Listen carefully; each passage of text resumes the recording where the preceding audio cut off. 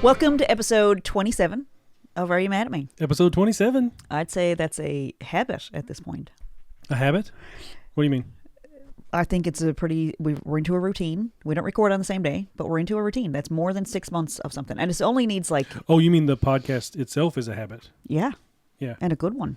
Like we're getting into it. Yeah. So welcome, and thank you to everybody that's been listening and sending feedback and telling your friends about it. It's been really fun, and I'm looking forward to the next thing. And I have so much good news this week. I'm very pumped. This is funny because we have been, I guess, out of the studio really for, 3 weeks? Like we've had several... We had some stuff going on. Interviews. Yeah. We haven't done like just a regular you and me. And I've missed it. So I think we're going to get away from the guests just for a little while because I think maybe every second week or every... I hated every second of guests. I'm kidding. That's not true. But I think being away from it and not having this with us, I kind of miss that. Well, we can't look at each other when we're sitting next to each other on the couch. I do love the guests. I was thinking of maybe upping it to do like 2 episodes a week if we have guests on, like maybe do an extra episode where it's just us, because I really do miss it when we don't. I don't want to put that on our team. Sorry, guys. I know. That might be too much for our team to handle. I'd be fine with it, personally. It'd be pretty awkward if they were on strike. Whoever does our editing might have a trouble with it. Hecky. So we're here. We're back in the studio. We got lots of good news this week. I'm very, very excited. The biggest news for me is this year, overall season. Overalls are back. It is over. That's like overall season what? No, I get it. Yes, it's overalls. It's like the season of overalls, and I could not be happier because I love overalls. Now, I know I talked before. You've always been a big fan of overalls, but it was hard to find good 1990s style overalls. Well, I know I've talked on the podcast about how much I love coveralls, and I do have a bunch of those because you can buy those at any time. We had a whole thing about how they're different. Yes. Yeah. Overalls. I haven't had overalls. I guess I had a pair. So way, way, way back, my friend Jason will tell you. He loves this story. High school friend Jason. My high school friend Jason was in town. He moved away to Halifax many years ago, and he was in town, and he was with my friend Susan, and we were on our way to go for coffee or something. Now I'd been driving for a few years at that point, and I had this sweet little Toyota Tercel. It was a standard shift, and I drove really fast all the time, everywhere I went. You were a fast driver. Flat out. Well, I was young. We can't show this one to the kids, but I love that little car. And so I was on my way. This is related to overalls. I had a pair of overalls on. Yeah. But my friend Jason is a little metropolitan. He's fancy. So I'm driving up where Canadian... This is how Newfoundlanders explain, probably everywhere, but this is the way Newfoundlanders explain where something happened. It's where Canadian Tire used to be. Back before it was Bulk Barn, which it isn't anymore. So you turn right after where the Johnson house was before it burned down, but that was back in the 30s.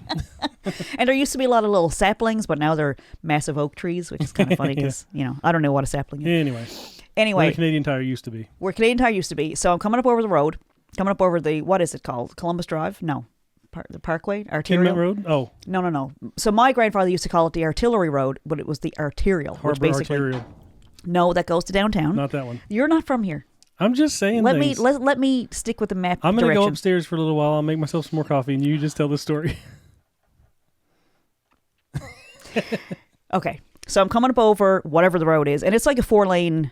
It's a divided 4-lane highway. It's the fastest road in Newfoundland before like all the, Gushu highways and all the bypasses and all the outer ring road. All the new roads. But in the city, this was pretty much like the fastest road. And so I'm coming up over a hill to be fair. Okay. I'm going a little over the speed limit.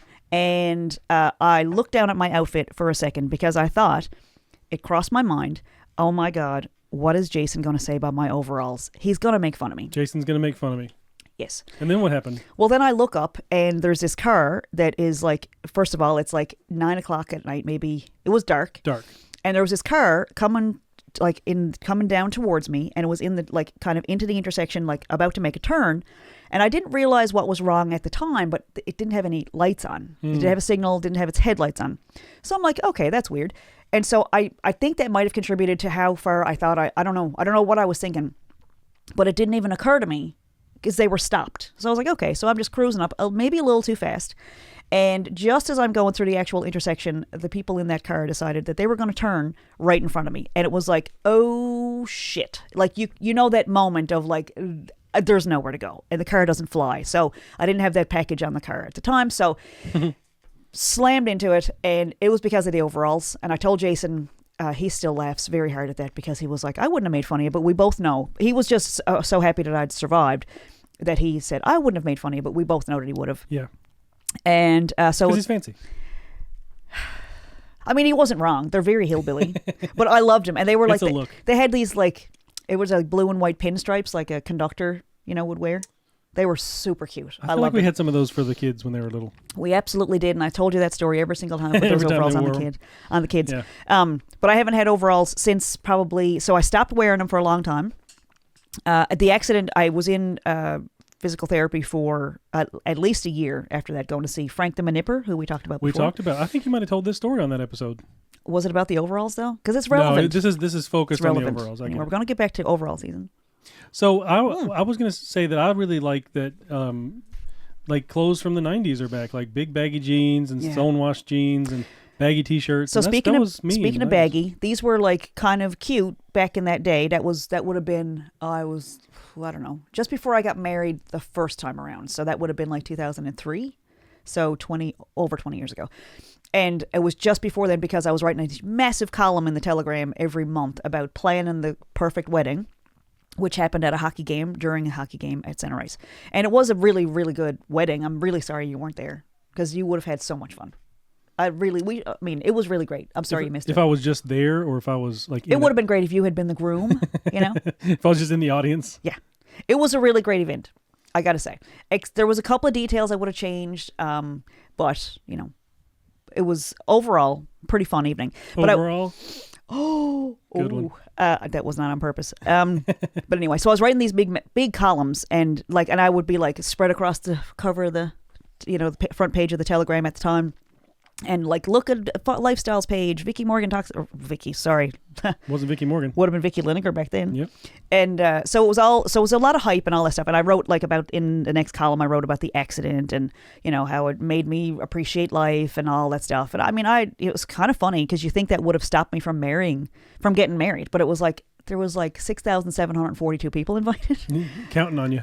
Yeah. I mean, I was on this. They traveled from so far to come see you. There was a visiting team from, That's true, yeah. Right? They came in specifically. There was at least 12 people there that were from out of province. Well, probably 20. Closer to 20 on an AHL team. Thank you very much. And I was on the season ticket. The picture of me holding a hockey bag, which I never played hockey in my life, but me holding a hockey bag with a veil and a hockey stick. Anyway, it was a big night. And why am I talking about that? Overall, it was pretty good. Yeah. There was something related to that. We were talking about clothes from the 90s. So I didn't wear overalls for a really long time. And then I bought some on purpose when I was pregnant with Henry. So that would have been 15 years ago. Well, that was like maternity. They were maternity pants. Yeah. So, of course, I was huge when I was pregnant.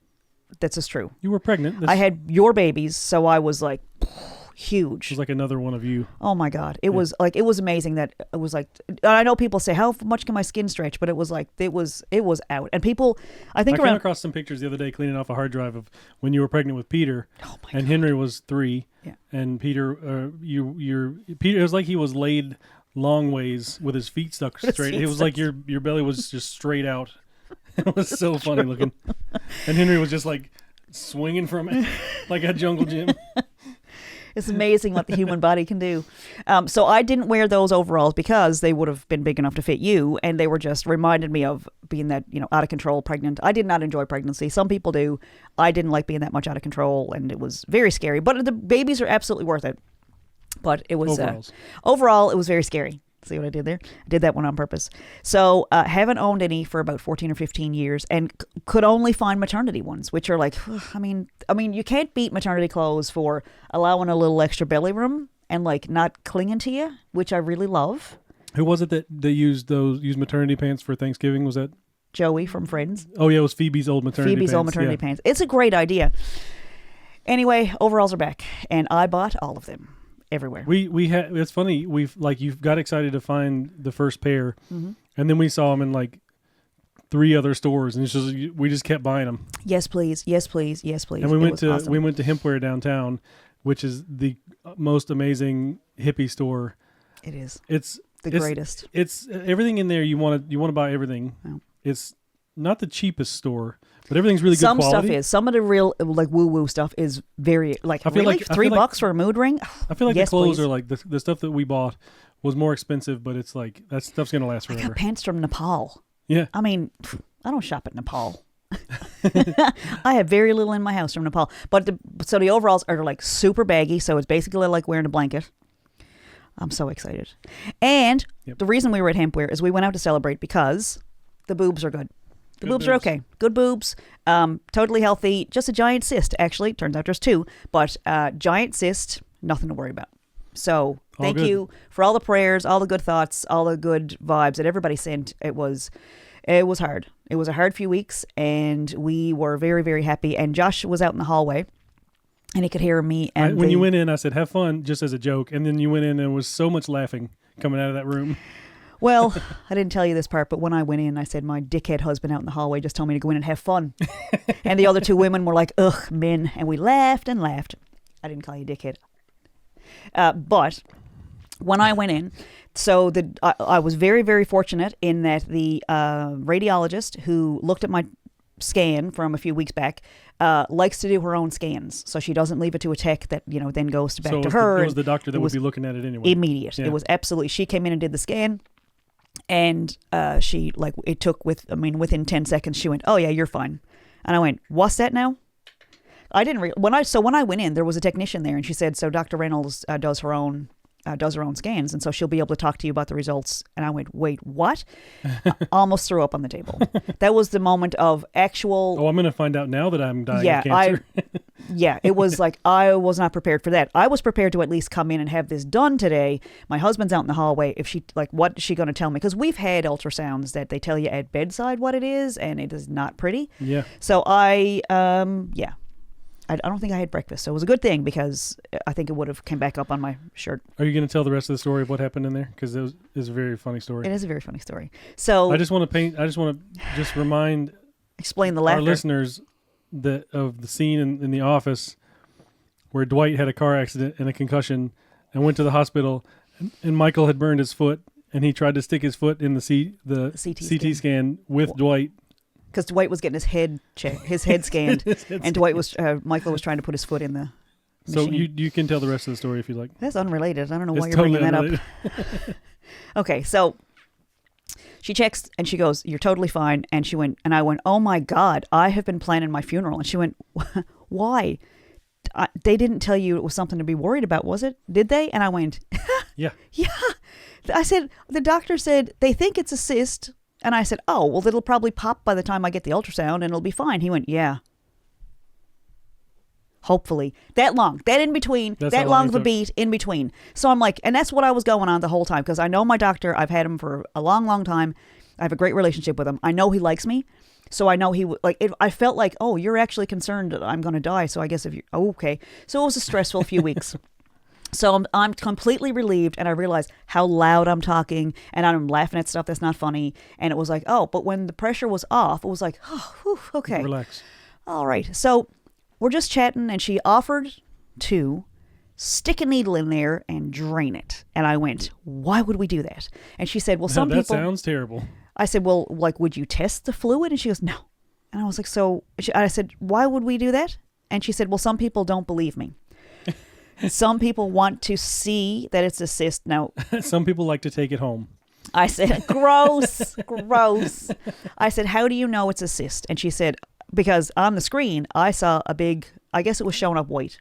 Because you could see it was a solid mass in there. And I said, how do you know that that's not something else? And she said, because of the waves. She showed me. She turned the screen around. And she said, see these waves that are, she said, this is called residual something. She said, the sound wave goes in. And when it hits something... solid, it looks different, but she said when it's going through or when it's hitting fluid, she said there's these you could see little white ripples. And she said here's the breast tissue, and she said you have mixed breasts, you have some fatty tissue, you have some whatever is not fatty tissue, not muscle, but not fatty tissue. Yeah. And she said sometimes when you're feeling around, the difference between the soft tissue and the fatty tissue can feel like lumps and bumps and stuff, but it's a good idea to keep checking yourself and to get checked no matter what. Even if you're just feeling paranoid, it's better to get stuff checked. It really is, and I recommend that. Not just for the peace of mind that you get from finding out for sure that it's okay. Yeah. So she said, yeah, and I'm like, well, it looks like a solid mass to me, and I'm asking the doctor, are you sure? Because it looks like a hard lump to me.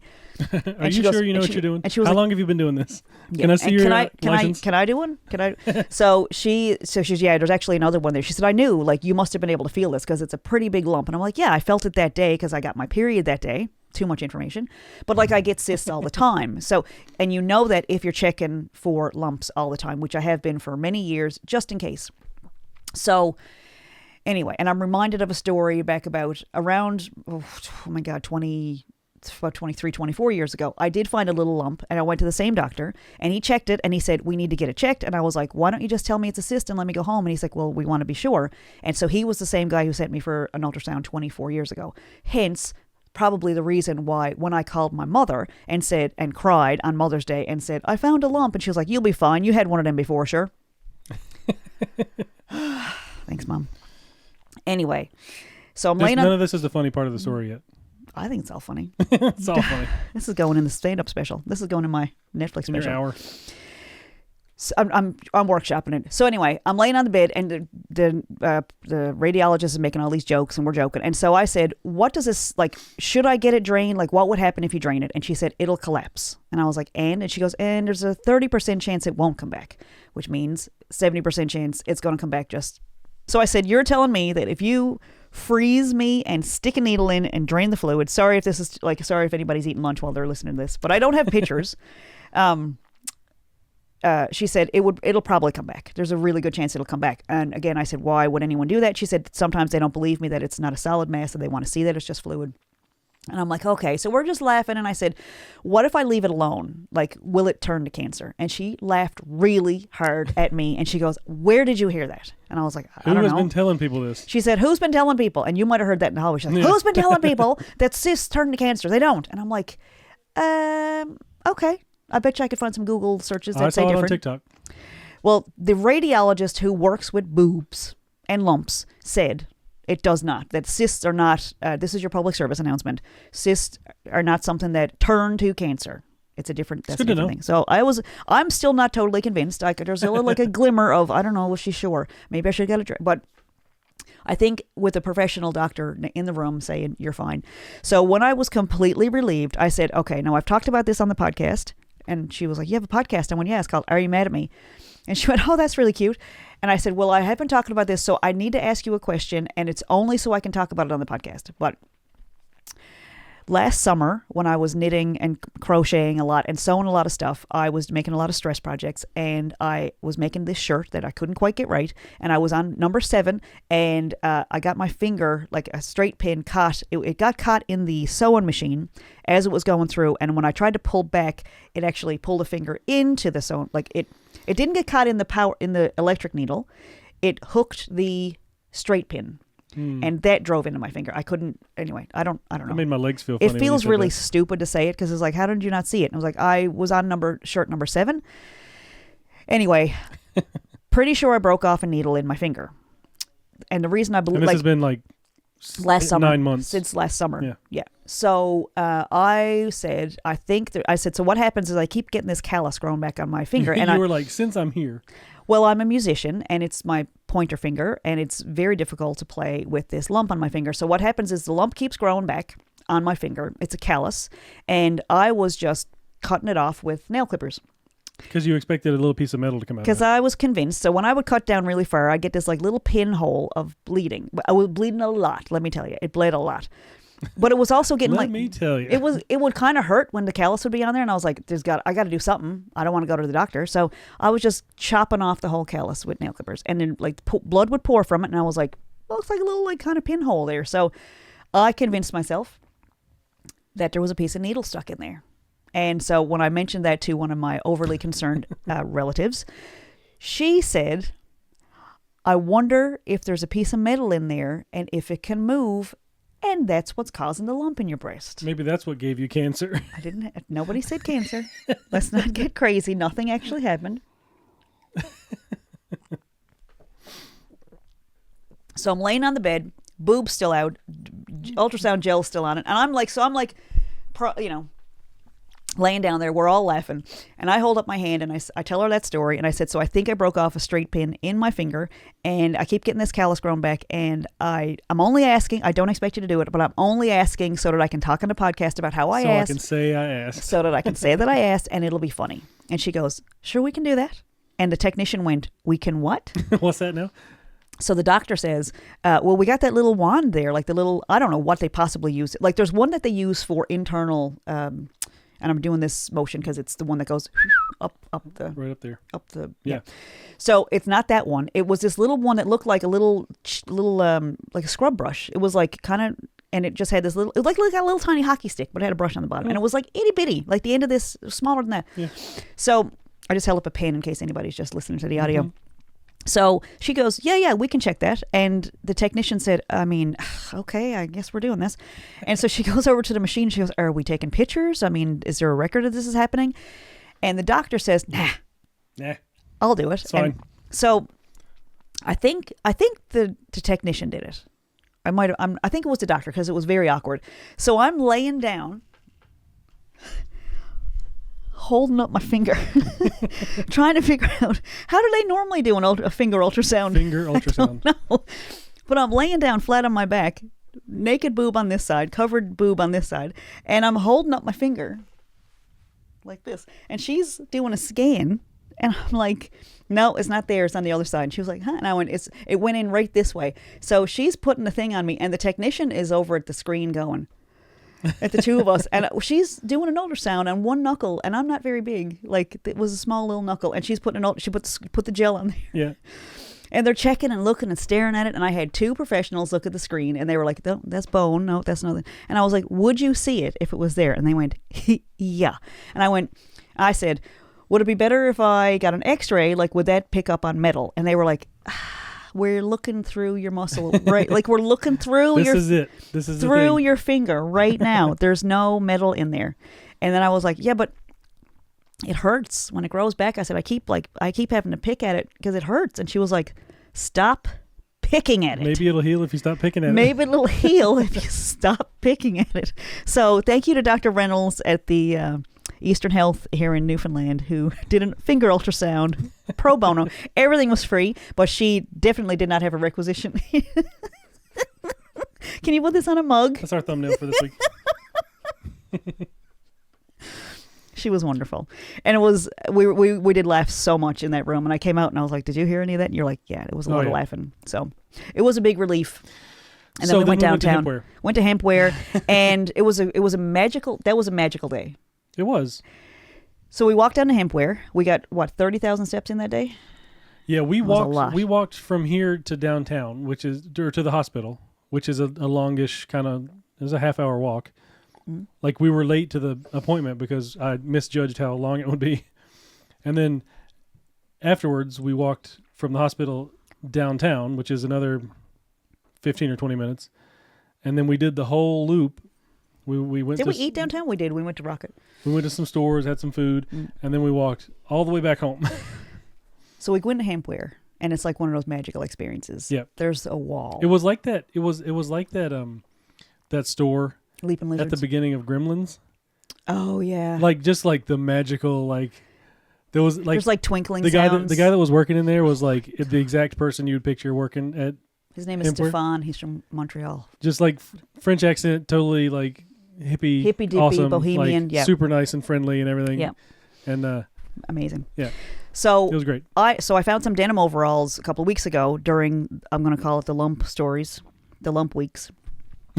And so I had been saying I'd love to find corduroy stuff. Like that really nice soft big corduroy that we had back in the 80s. And of course you can't find cords anymore. You can only find like skinny cords and, skinny stretchy stuff. So they're on the wall. First of all, I found a pair of linen overalls. Oh my God. And just flowy, baggy, kind of like that's awesome, that was the first stuff. thing we saw. Yeah. The first thing we saw was the linen, the army green linen ones on the wall, and I was like, oh my God! And then I turned, and it was like the whole store was overalls. It was amazing. So I left with most of them. So we're walking back to our house, and my feet are getting a little tired because I didn't really wear shoes that are good for walking. I had like Chuck Taylors on, I think. Or did I? Which are pretty good. maybe my feet were just tired. I think Yeah, I had it was a lot of walking. I had good walking shoes on that day. So anyway, we go to this little place called Urban Market, and you talk about serendipity or being in the right place at the right time. So there are these little pewter Newfoundland map pins that people absolutely love, and the reason for it is because many years ago Ron Hines was on the cover of really sorry, I think it's it's not Face to the Gale. I can't remember what album it is, but Ron had a pin on his jean jacket, on his denim jacket, and it was one of those little pewter just the shape of it's a little map of Newfoundland. Newfoundland. Yeah. Doesn't not Labrador, just Newfoundland. As it was just a very patriotic, very proud Newfoundlander thing. It wasn't like a government issued. It wasn't a tourism thing. It was just someone made a little map, and it was on his jacket, and he was like the proudest Newfoundlander. Yeah. So I saw that, and I got to get one of those. So when we moved back to Newfoundland, I started shopping around, and we found one at a gift shop on Signal Hill. And so I wear that on my jacket.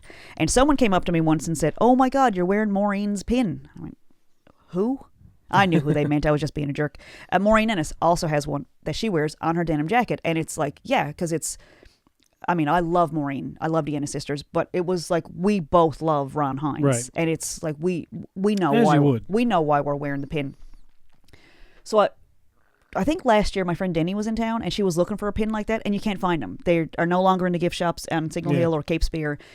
I thought they just didn't exist anymore. And it's like Seagull Pewter is who makes them. They're in Kitty Vitty, and to my knowledge, I think Denny went there, and they didn't have any.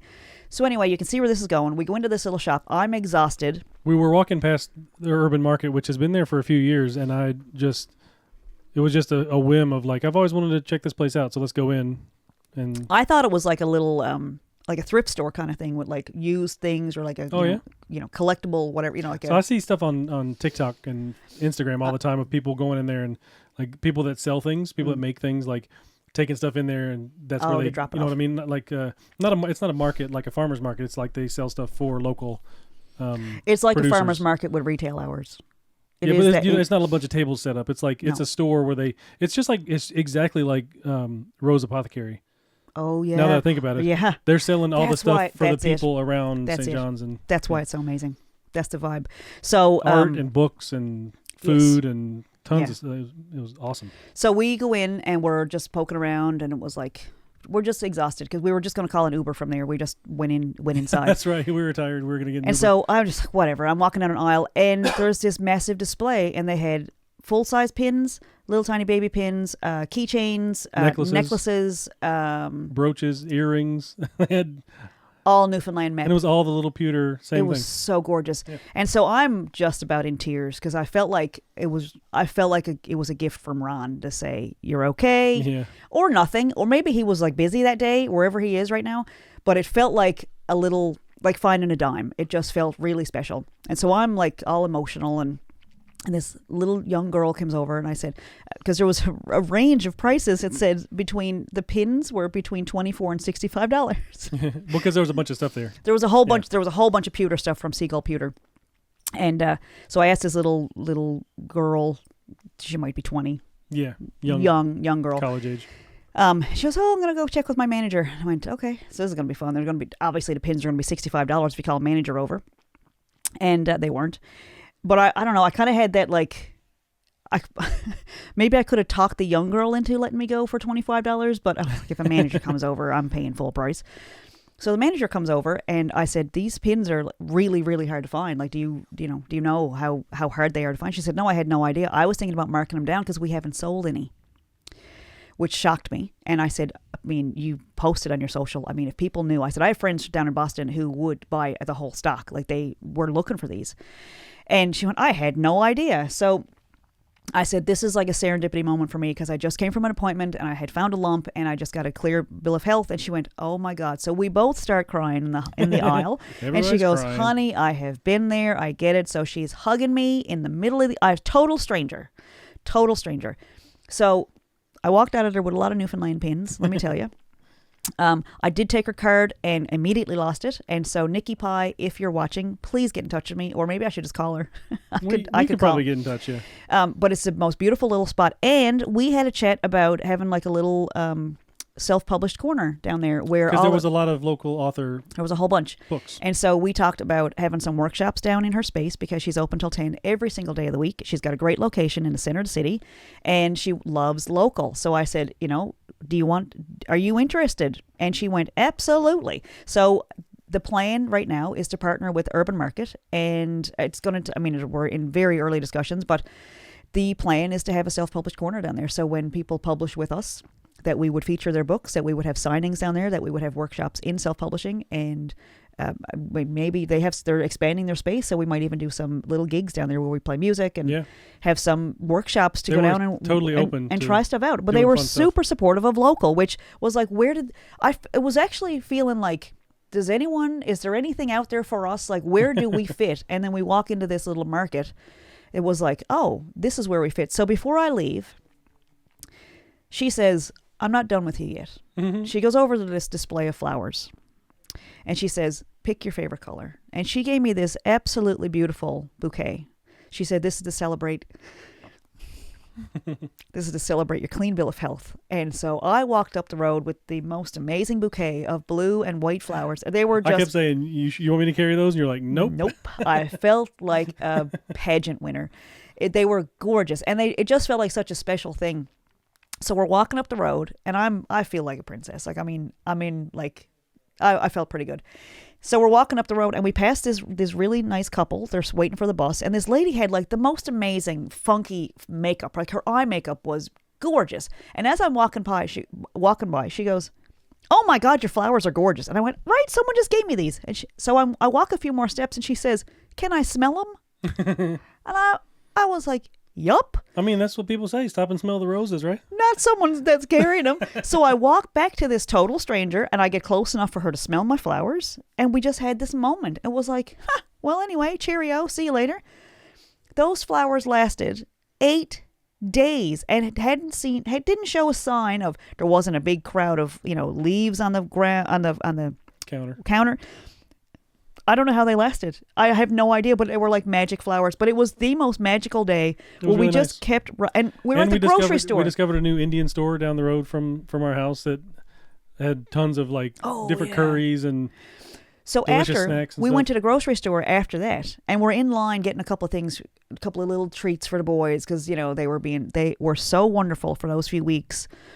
Just whatever I wanted to do, everybody cooperated. It was amazing. So I said, let's get some treats for the boys to take home. And so we're in the lineup at the grocery store, and this gentleman behind goes, what kind of... Because one of the flowers looked like this big purple artichoke. I have no idea what it was. Oh, man, I looked it up. It was, some kind of something bush. Anyway. It was amazing. It was like the size of a mug. It was pretty cool. It was like a pineapple artichoke. It looked like a pineapple artichoke hybrid. So the gentleman behind me in the grocery store line goes, those flowers are beautiful. And I said, thank you. Someone just gave them to me. And he said, can I take a picture? He took a picture of my flowers in the line at the grocery store. It was like beams of light. You were definitely the main character that day. In my own narrative. Just walking down the road, everybody's interacting with you. Yeah. I think I may have been broadcasting a certain frequency of loving life and happy to be here and happy to have the support and love that we do. And to have Josh with me is always amazing. So we are not sponsored by Hempware or the Urban Market, but we 100% love those places. And we even had a nice little lunch at... Rocket. No, it wasn't Rocket. It was Coffee Matters. Oh, yeah. Yeah, Coffee Matters. I love Coffee Matters. And so the really funny, weird thing that happened also was... Many years ago, I don't know if this is in any of the books, but so many years ago when we first moved back to Newfoundland, we lived in St. Philip's in my friend's house. And we were having a birthday party for Henry one evening. And this is related, I promise. Okay, so which one should I tell first? The Are You Mad at Me story or the, wonderful friendship story? Do the Are You Mad at Me first. I'll tell it in chronological order. Okay. So back when I found a lump 20-something years ago, I needed an ultrasound, and I was very worried, and my family was very worried, and so we were very terrified. And this friend of mine flew down from Halifax to be with me during my ultrasound. It was like it wasn't the first time she had done something so thoughtful. Like when we were pregnant with Joe, she offered to come down if I needed her for a procedure or anything like that needed to be done. She said, I will fly down to Maine and be with you if you need to have any procedures done. I'll go sit with you at the hospital. I'll do whatever you need. I'll take care of Henry. So when we moved back to Newfoundland, she had an apartment available. So we moved in. It was serendipity. It was like perfect timing. People had just moved out on her like that week. And she was like, I can't believe this. I can't believe you're calling me, like looking for a place, because I just had my place become vacant. So we lived there for, I don't know how long. So we're having a birthday party on New Year's Eve for Henry. We've been there for 6 months. Yes, we were there for 6 months. Coming up New Year's. So Henry's birthday is New Year's Day. We were having a birthday party New Year's Eve. And this person called during the party. And I was like, this is so sweet. Are you calling and say happy birthday to him? And she said, to Henry? And she said, no, I'm calling to let you know that I sent you some eviction papers. And I went, what? Why? And she said, well, I just wanted to be and I said, why didn't you just call me? Why is there papers in the mail? And she said, well, I just wanted to make sure that the landlord-tenant relationship is very clear to you. And I was like, it's very clear. Okay. She was planning on coming home to live in the place. Her and her husband at the time were planning on moving back to Newfoundland, and they wanted to live in this family home of theirs. And they needed us out because they needed to make some renovations to make it suitable for them to live in. Which is funny. Why? To make it suitable to live in, they needed to renovate. Anyway. We're not talking about that part. So, so over the next, I'd say 4 weeks, we were in a knockdown, drag out, police at the door. We need to get in to do renovations while you're still living there. And the fact that we were evicted during the winter with 2 small children kind of got lost, and it kind of became a battle of wills. And I was ugly. I mean, I got ugly because, she was defending her family and I was defending my family, and it got very ugly, and there was police at the door, and it was vicious. Fast forward 6 years. Everything worked out for us. Absolutely everything worked out for you and me, because because when you get evicted in Newfoundland and you have small children and it's winter, they find a place for you. They find a place for you pretty fast. So we did great. It worked out really well. We ended up with the greatest location. We have great neighbors. We live in a wonderful neighborhood, and we love the space. And we're actually, over the past few weeks, we've been doing a whole lot of painting and moving stuff around to make the space even better. So anyway, we left that relationship right there, and it ended she sued us eventually because she flew down from Halifax to be there when the police showed up and all that stuff. It was ugly.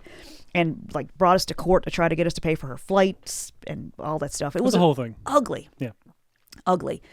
But when I was coming up to this ultrasound, I was reminded, you kind of think about all these things, and I thought that was such an ugly way that things ended. But once upon a time, I had a friend who would get on a plane and fly down, to be with me for an ultrasound, to be with me during a stressful time. And we had that relationship where I showed up for her and she showed up for me, and it was a great time.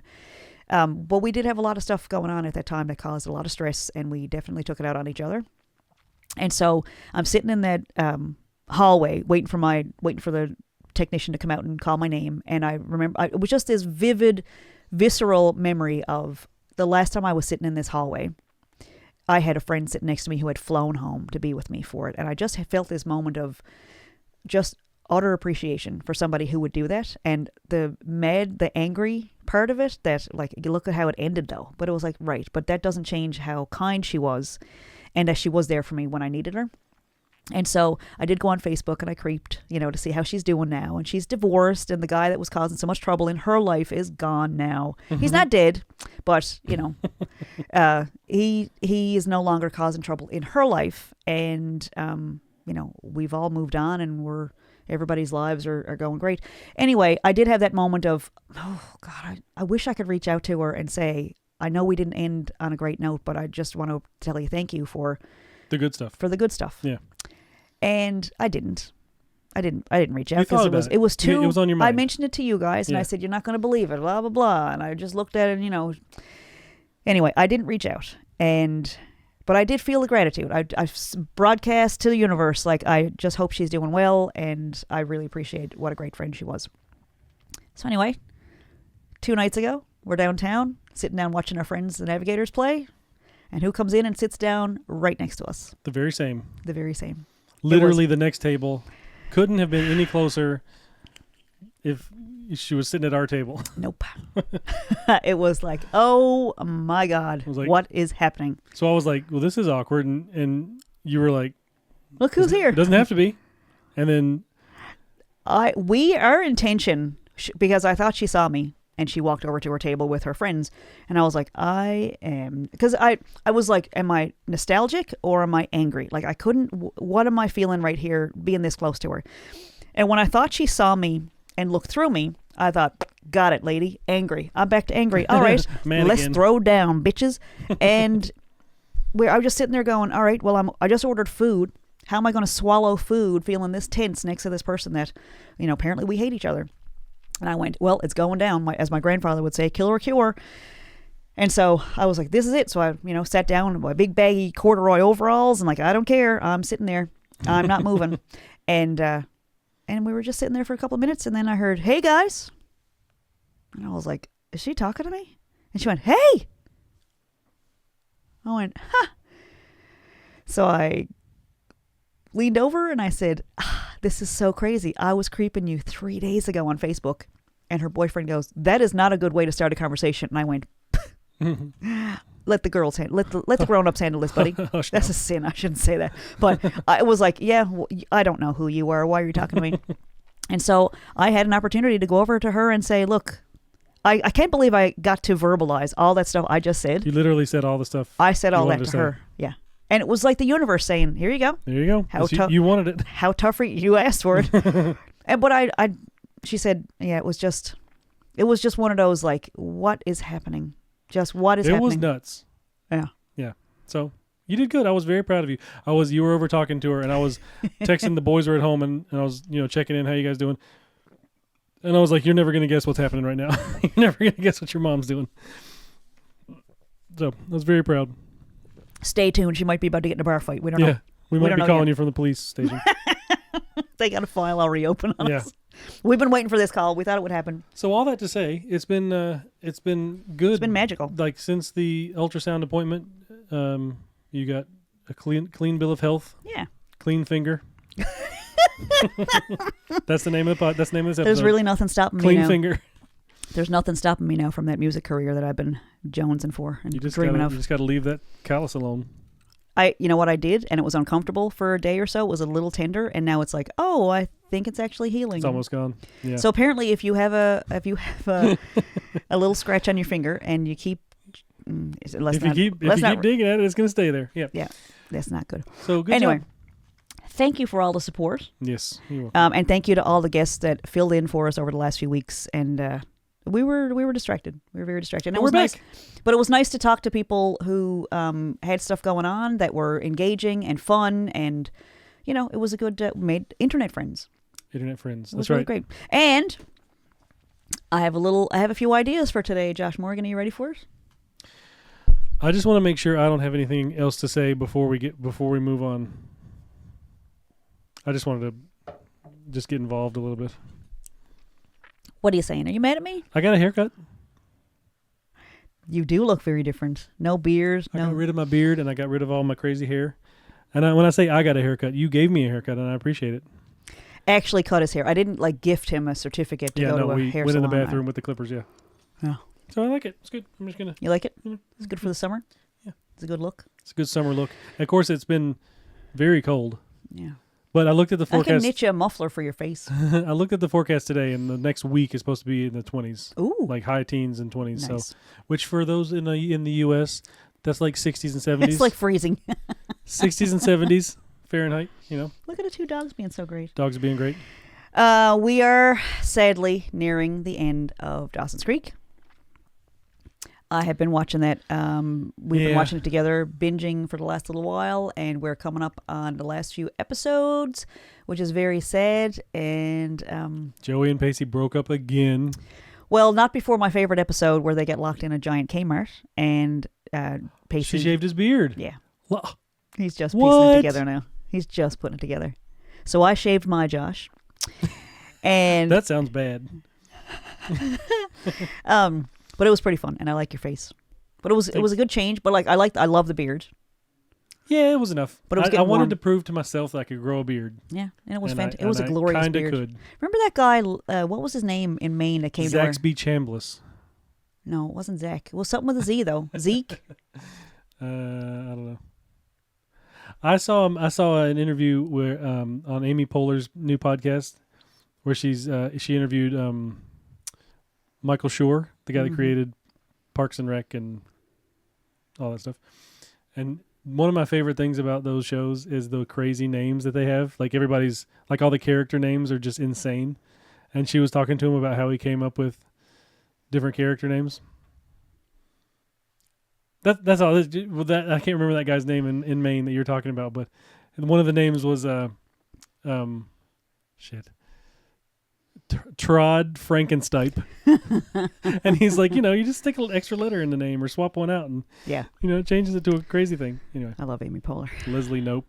I love Amy Poehler. They're all very funny names. Mona Lisa Saperstein. Did he write Parks and Rec? Yeah, he created it. Okay. Parks and Rec, The Good Place, and Brooklyn Nine-Nine, and he was big in The Office, yeah. We love those shows. They're very much your Michael sense of humor. Schur is like our guy. Yeah. He just got a star on the Walk of Fame. Did he? Good for him. He did. But the caption that I read was, Moe's got a star on the Walk of Fame. Like, are you serious? Yeah. How many people would be like, why would Moe's get because he's like... Well, it's good education to find out what he actually did. A Hollywood genius. Yeah. But a lot of people don't know what he has done. It's kind of like the guy, Brett Goldstein. People know him as... I knew him as the cute guy in Afterlife, or Derek. Derek, yeah. He was a cute guy in Derek. As far as I knew, I had no idea he had any other he had a small part. Yeah. It turns out he's pretty brilliant writer. And when he showed up in Ted Lasso, I actually clapped. We loved him. And when he showed up in Shrinking, also a lot of clapping. Oh, they got a new season coming. I know. And guess who's on it? Michael J. Fox. Michael J. Fox. My favorite. I have a list of about 10 people that I just adore, and Michael J. Fox is... I'm hoping to get on that list one day. Keep at it. We'll see how you act. Keep trying. But anyway, Michael J. Fox is going to be on there, and because the guy Harrison Ford plays a guy on there who has Parkinson's. Yeah. So I love that. I love that they're representing. That was a good show. They're representing reality and what it really is, and that people have so much. They still have so much to offer, even when the body starts shutting down like that. I mean, Michael J. Fox has been going for years. Yeah. He's been I don't know what kind of treatment and stuff he's doing, but I'd check it out. He's got the foundation. Right. He puts a whole lot of money into research into Parkinson's. So that's brilliant. Absolutely beautiful. So I'm looking forward to that. Yeah. But Brett Goldstein, also one of those people that you go, he's a pretty face. And then, he's also very talented. He had a good stand-up special that just came out a couple weeks ago. He had puppets. He had puppets in the special. Yeah. He was on Sesame Street, and he said it was the best day of his life, and so he incorporated puppets. So I feel like that's my ticket, my permission. Oh, there you go. The permission that I needed to incorporate maybe some puppets into some things that we're doing. Okay, thank you for letting me have my time. You can go now. Well, what would you like to talk about? No, that was it. That was it.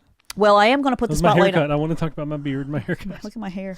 I want to do some marketing. I want to work on some stuff with you, because here's the thing. This is a teaching thing and a marketing thing. The best way to learn something is to teach somebody else. Is this self-publishing corner?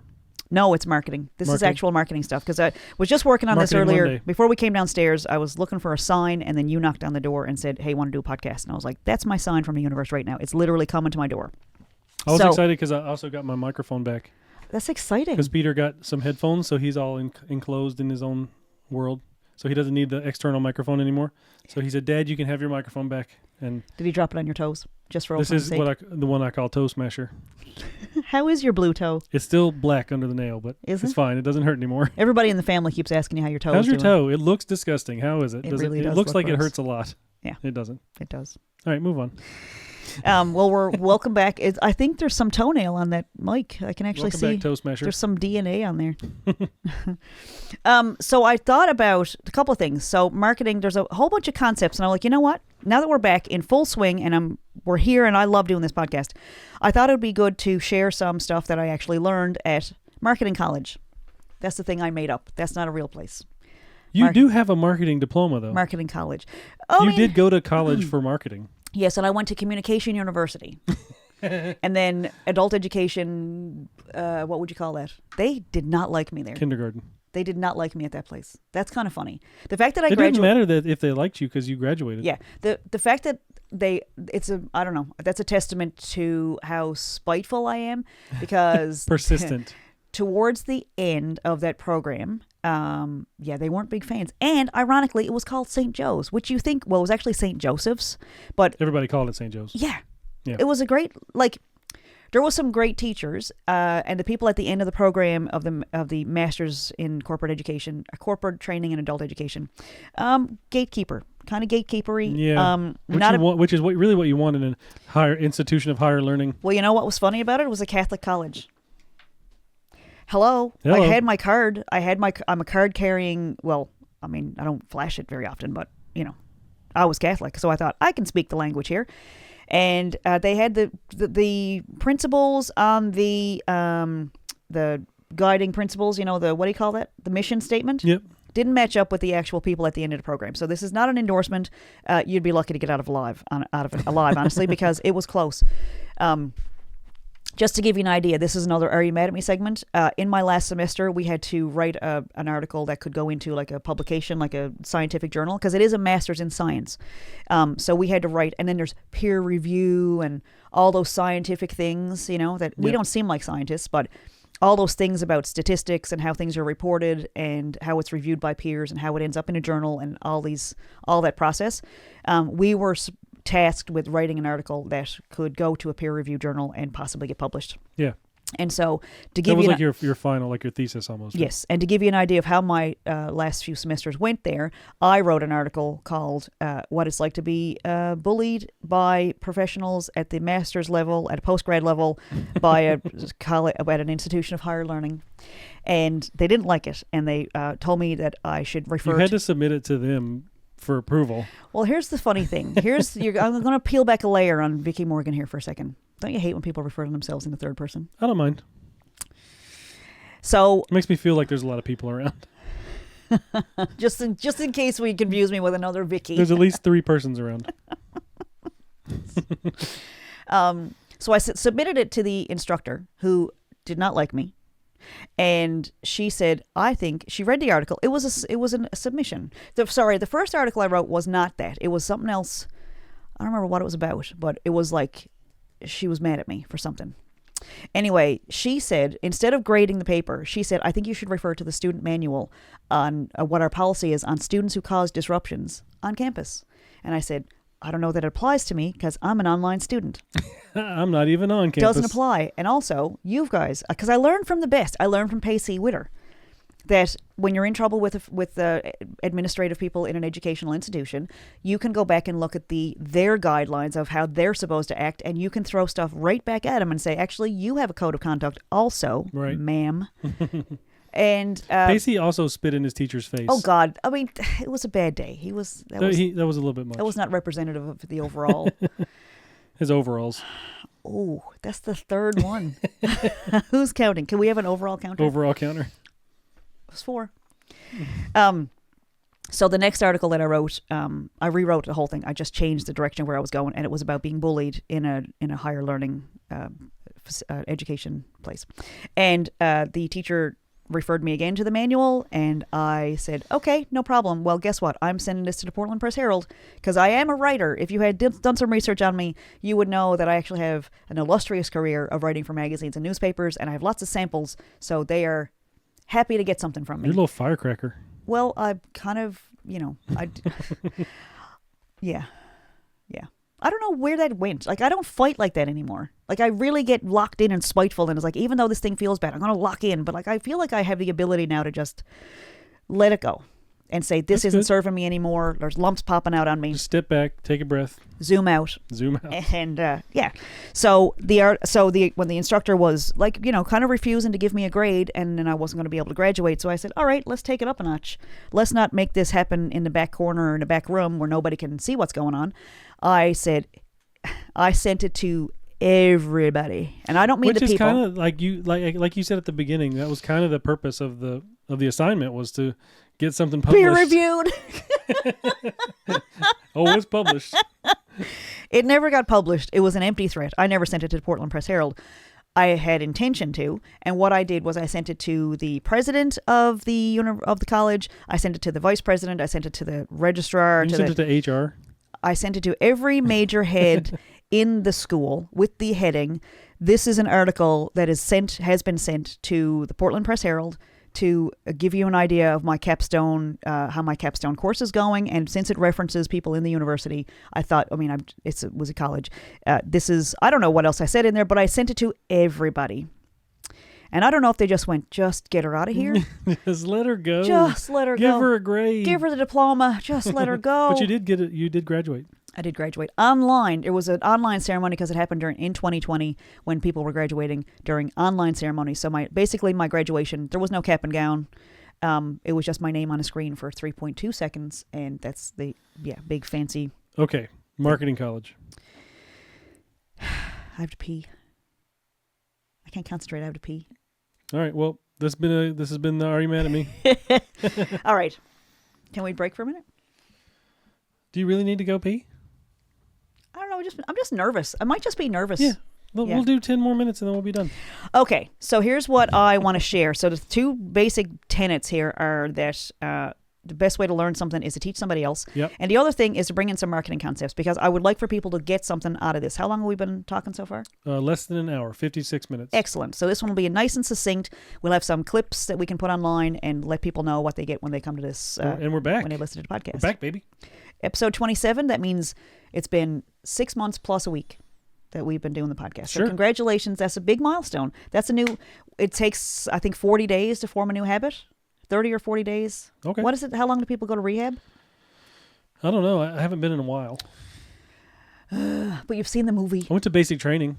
How long was that? 6.5 weeks, 7 weeks. Okay. So you have to do it for more than a week, I think is the rule. So we got 6 weeks, 7 weeks. I keep thinking, like, every now and then I'll think, like, man, we've been doing this a long time. We've been going since November every week. And then I'll hear people like, the people that are making money on podcasts, the big podcasts that, and people are like, man, I've done 300 episodes of this. I'm like, are you serious? Jesus.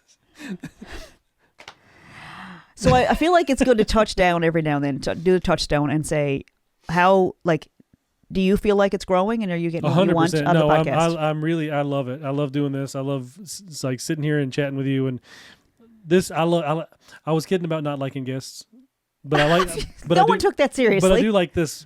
This is ideal. Just us talking and doing our weekly. I feel like the expansion and the reach that we've achieved with having guests on, and just that helps. Yeah. Okay, so it's going to come back to this. All is related to what I'm going to tell you. Okay, because this is broadcasting in a different sense. Because this is not this is broadcasting. Anyway, here's what I want to. So the marketing principles. There's a few things that can be like, I know we've talked a lot about where people are in their buying stage, right. Awareness that they even need a thing, and then the time to sell to them is like not when they're not even aware that they need it. Right. I mean, unless you're planning on making somebody aware that they need it, and that's a whole lot of work. That kind of reminds me of that thing that people talk about politicians, like come up with a problem and then come up with the solution for the problem, and then you're a hero. That's kind of like sales, I guess, right? Like show somebody that they have a problem with the thing that you're trying to sell. Yes, which is also an education thing. Yeah. Like, you present an idea and here,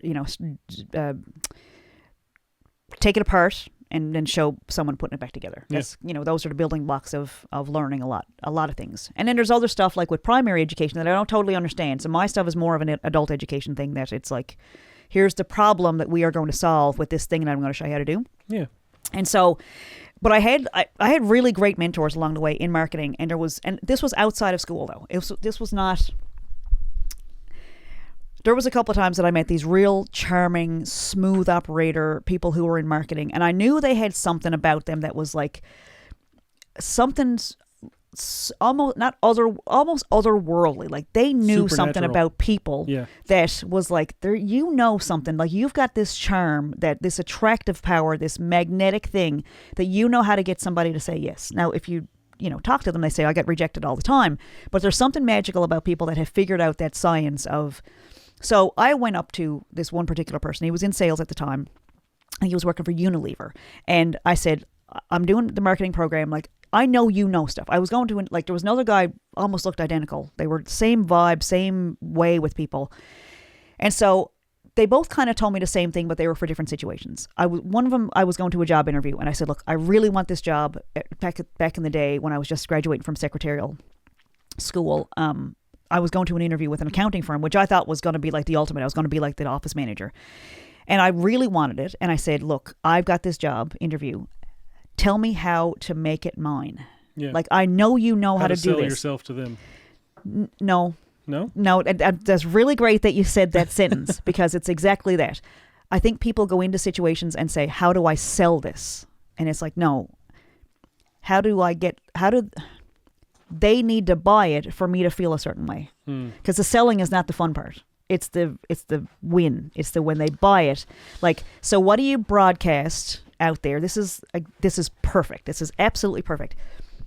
So I'm listening to a whole lot of law of attraction stuff, a lot of manifesting stories and books and videos, and like this is my whole like.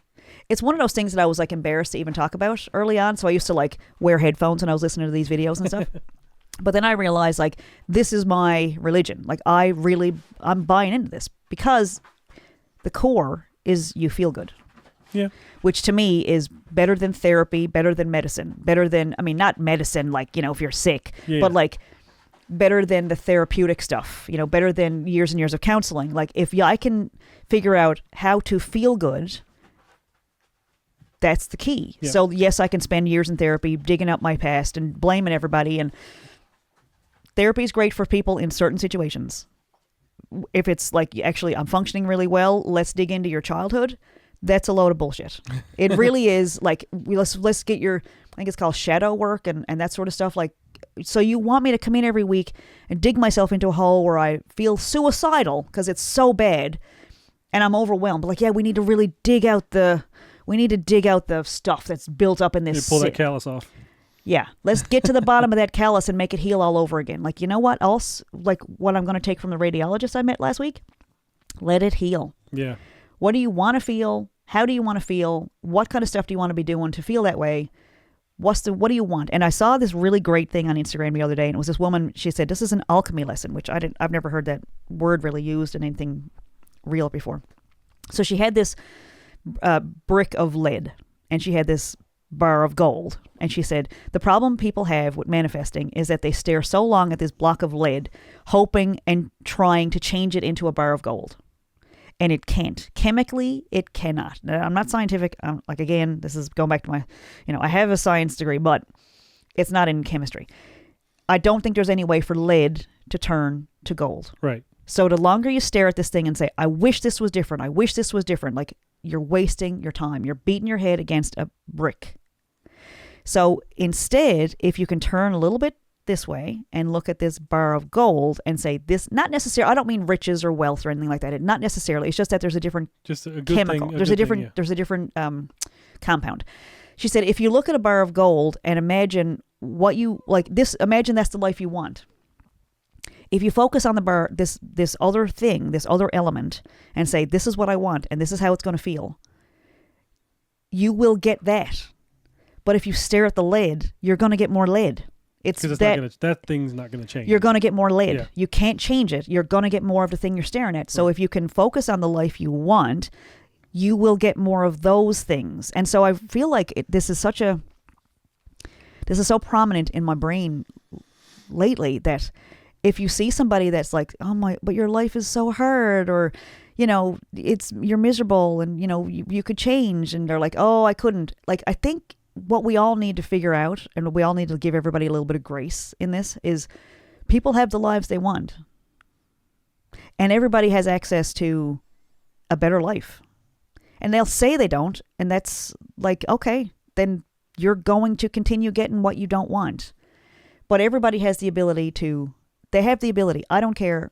I say this, I have not seen an example yet of somebody that couldn't change their life for the better. If you are living in stuff that you hate, you must like it enough that you don't want it, that you haven't changed it yet. Does that sound really, that sounds like a lot of blame, I know, but I think looking at it, like, that's a perspective. That's like, what's a perspective? Just the vocabulary to say you must like it. But it's really like you can focus on something else, or there's things that you can change in your life. So I have an analogy that because obviously if it's something bad, most people would say, no, I don't like this. But there's like a comfort zone where you would stay in a relationship or a job or something that's, I don't like it, but it's like I need the money, or at least I got somebody to come home to at night, even if they're not nice to me or whatever. Like it's not like I like it. It's like I think there's layers. I think you're right. I'm just saying that it's a linguistic perspective. Language thing. Yeah. So there's an analogy that this person is walking by this guy's house, and he's laying there with an old hound dog, and the dog is laying on the porch next to this guy, and the dog has a nail through its paw. There's a nail coming up through the porch, and the dog's paw is on it and through the nail. These are a lot of sensory things that a lot of people aren't going to love this episode for that reason.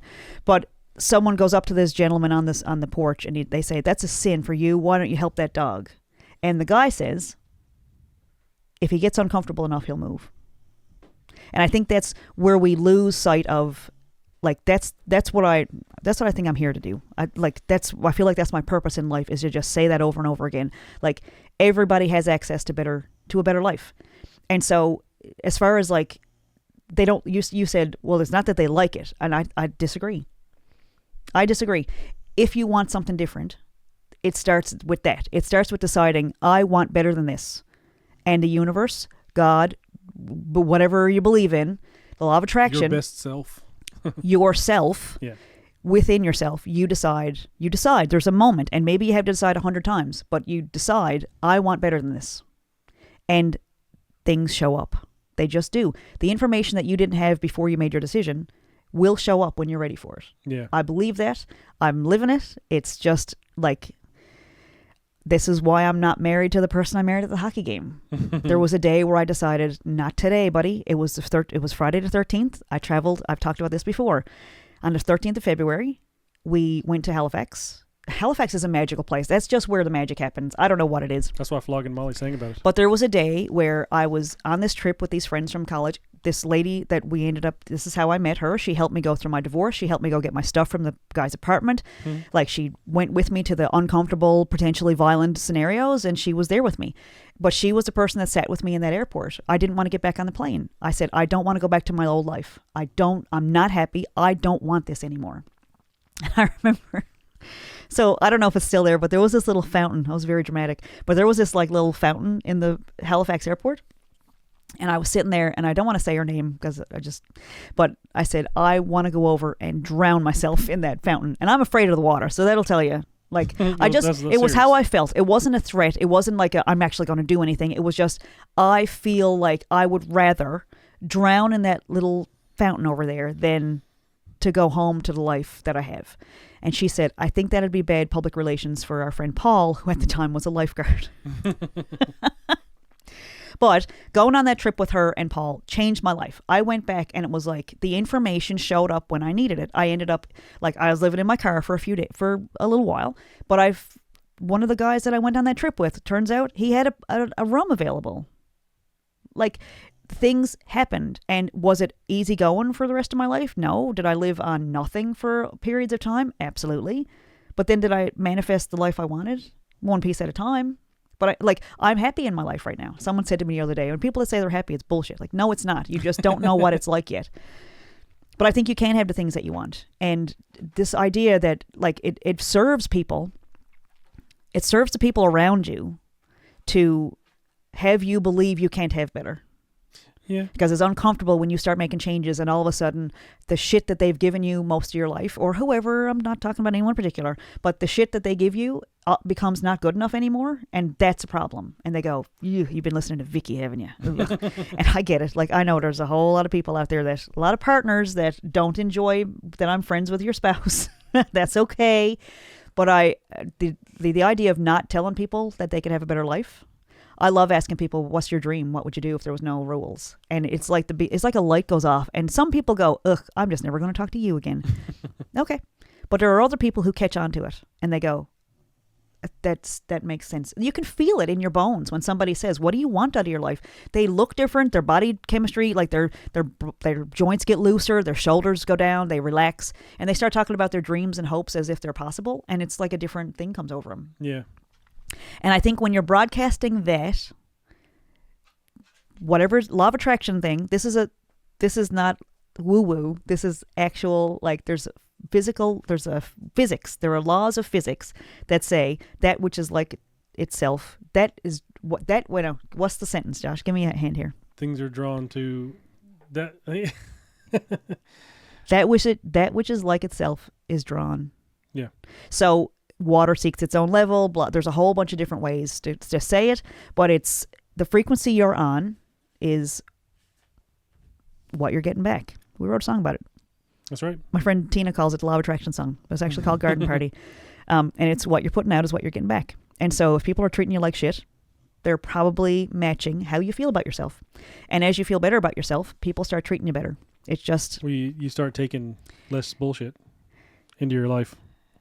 There's something about it. There's something about broadcasting, and I love that idea of broadcasting, that there's this tower in the middle of a field, and it sends out a signal, and you have to hear it, you have to turn on your radio to that particular frequency. And if you don't turn on the radio, then the broadcast goes off. But that's the beautiful thing about podcasting, is that I don't need somebody to turn the radio on, because we did a live show at a college radio station. Yep. And I don't know if anybody heard it. So we started putting on Facebook and doing live streams of it. But the beautiful thing about podcasting is that you don't need to have your radio on when we're recording. Right. Nobody is listening right now. In fact, 0 people, just us. We're hearing it. But nobody's listening right now. We're recording it. And then we put it in a place where people can find it. Because if we're inspired to do it, follow through and let people put it where people can find it conveniently. And there's also some magic, I guess, that, like, I don't know, I just put it on a hard drive and threw it in the dump, and someone found it on the dump and listened to it. Like, that'd be a stretch, right? Cooperate with the things that you want. We want people to hear our podcast, so we put it on platforms that make it easier to hear it, right? And you do lots of really great marketing clips for it that, you know, that gets in people's hands. And some people feel like they hear our podcast all the time, and even though they've only heard clips, they feel like they know what's going on. So the idea of broadcasting, here's where mine comes back to marketing. So these real smooth talking, charming people said, so you go to this interview and you tell yourself before you go in, this job is mine. That's it. It's already mine. What do I need to say to convince them? You're going with what's the end result? You're living in the end result, and then you're just filling in the blank. So I imagine like there's a marble sculpture, and the thing that's inside the sculpture is already there, and you're just chipping the pieces away. You're just cooperating with the end result. So I love that analogy. Do you? Yeah, I do. So this book, for example, this makes it easier when I have like a little writer's block or a little anxiety or whatever. Like this book I just wrote already existed. You know how when I first knew about it? Oh. It was on the podcast. We started talking about this back in January. I said, I have a book in mind. I know what I want to make. But I'm not going to start as a New Year's resolution because that'll, too cliche. I'm going to give myself a break and start in February. So I started writing in February, beat myself up, got distracted, did a whole thing with songwriter circles for a little while, and then got unceremoniously let go from that after 2 weeks, devastated, spent a few weeks in bed, went through a whole other thing, did another thing, and all of it came back to, in between, I'd write a few chapters. And then the Lump Chronicles came along. And I was like, well, I think this is my sign from the universe that I should do this. Gotta finish this book. And sometimes it was just stress keeping me awake at night. And I went, you know what? I'll work on formatting this book, or it got me through. And so I don't know if I needed the lump exactly to show up, but it was like Did you need the lump for the book, or did you need the book for the lump? I don't know. You don't know. This is just, I don't know. I don't know which one. But it all served the same. It got me to the same part. I'm fine. Yeah. So it got me to where I wanted to be, not where I needed to be, because I don't think there's any like divine purpose for people. I don't think there's like a destiny that you're supposed to fulfill. I think it's the thing that feels good for you. That's your destiny. That's what you want to be doing to feel good, and you can change your mind 100 times. Yeah.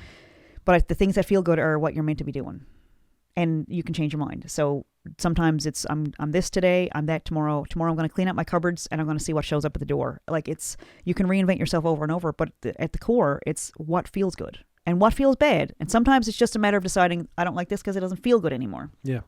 Anyway, I'm going to get to this point with the marketing, I promise. The other gentleman, the one was about a job interview. The other one was about, I can't remember. It was something. I think, you know what, the first guy that I talked to, I was on my secretarial work term. Mm-hmm. And I wanted to get a job after my work term was over. And I did get the job. And then I got another job, like before I even started the first one at the accounting firm, I got offered a job that paid double. And I took that one instead. So it was like, oh, well, I guess I've really arrived. Look how much money I'm making. And it was one of the worst jobs I've ever had in my life. I met one of my favorite people of all time. I worked for a gentleman who, his side job, we worked at an insurance company, but the guy that I was the secretary for, he also was the chair of the board for the Canadian Hockey Association. Right. So I was dealing with like Bob Nicholson. I think it was Bob Nicholson. I was dealing with his secretary, Janice, who is still one of my best friends. I made lots of great connections, but the environment where we met was toxic and it was like brutal. So I probably would have done better to stay at the accounting firm, and I would probably still be there because they were very sweet people, very family organization. But it just wasn't the right path at the time for me. So I ended up at this other job, learned a lot, and so learned so much that I did temp work for about 5 years, and then decided, I hate this. I hate being a secretary. I hate being left out of the loop. I hate showing up at a temp job where they didn't tell me it was jeans day on Friday or overall day. Number 5. I hated it. And I'd put a little sticky note up and say, this is the name of the company you're at today. Because I would forget where I was when I was answering phones at all these different companies. Yep. I went back to school and I did marketing. I went back because I didn't want to be a secretary. I was tired of doing work for people who were doing the jobs I wanted to be doing. And my very last one was at a TV station, broadcasting. I absolutely loved it. And towards the end there, after I was done at the TV station and had got a taste of broadcasting and being in locker rooms with hockey players and hockey teams, I went back to do marketing at CNA. And that's around the time that I got the job at the radio station as a reporter. I was a stringer. And then that led to working for the newspaper and writing columns about the wedding. So it all kind of, it put me on the journalism path. It put me in all those broadcasting. It all comes back to broadcasting. Like, what are you broadcasting out there? Yeah. So when I was doing the marketing program, the second iteration of this guy came into my life. And the first guy's name was Brian. The next guy's name was Craig. But they were interchangeable people. Same hair, same, finger guns, that kind of guy. And just super charming, very, very charming, and very effective and successful in their jobs. Mm-hmm. So when I was doing the marketing program, I was looking for a really good work term. And I was talking to this guy, Craig, and I said, give me the formula. I know there's a formula. I know you work a certain way. There's a reason that people say yes to you, because you can get literally anything. He was like, people say no to me all the time. I'm like, bull. I know that's not true. I watch people say yes to you all the time. So you're not going to convince me that you're down on your luck. Right. And it took a little bit, because I guess I'm charming too sometimes. Yeah. And so I'm pretty sure we were in a bar downtown, CBTG's, if I'm not mistaken. And he said, okay, I'm going to wrap it up for you. I'm going to give it to you in the best, quickest way I can. Feel, felt, found. And I went, what the hell is that? He said, when you're trying to sell something to somebody, you present them a problem. It can just be a question. And you say, here's whatever. Here's how you start with a question and you say, how does that feel? You ask them how they feel. Right. Your dog keeps running away. How does that feel? Pretty scary. I felt the same way too. You know what I found? That's it. That's marketing in a nutshell.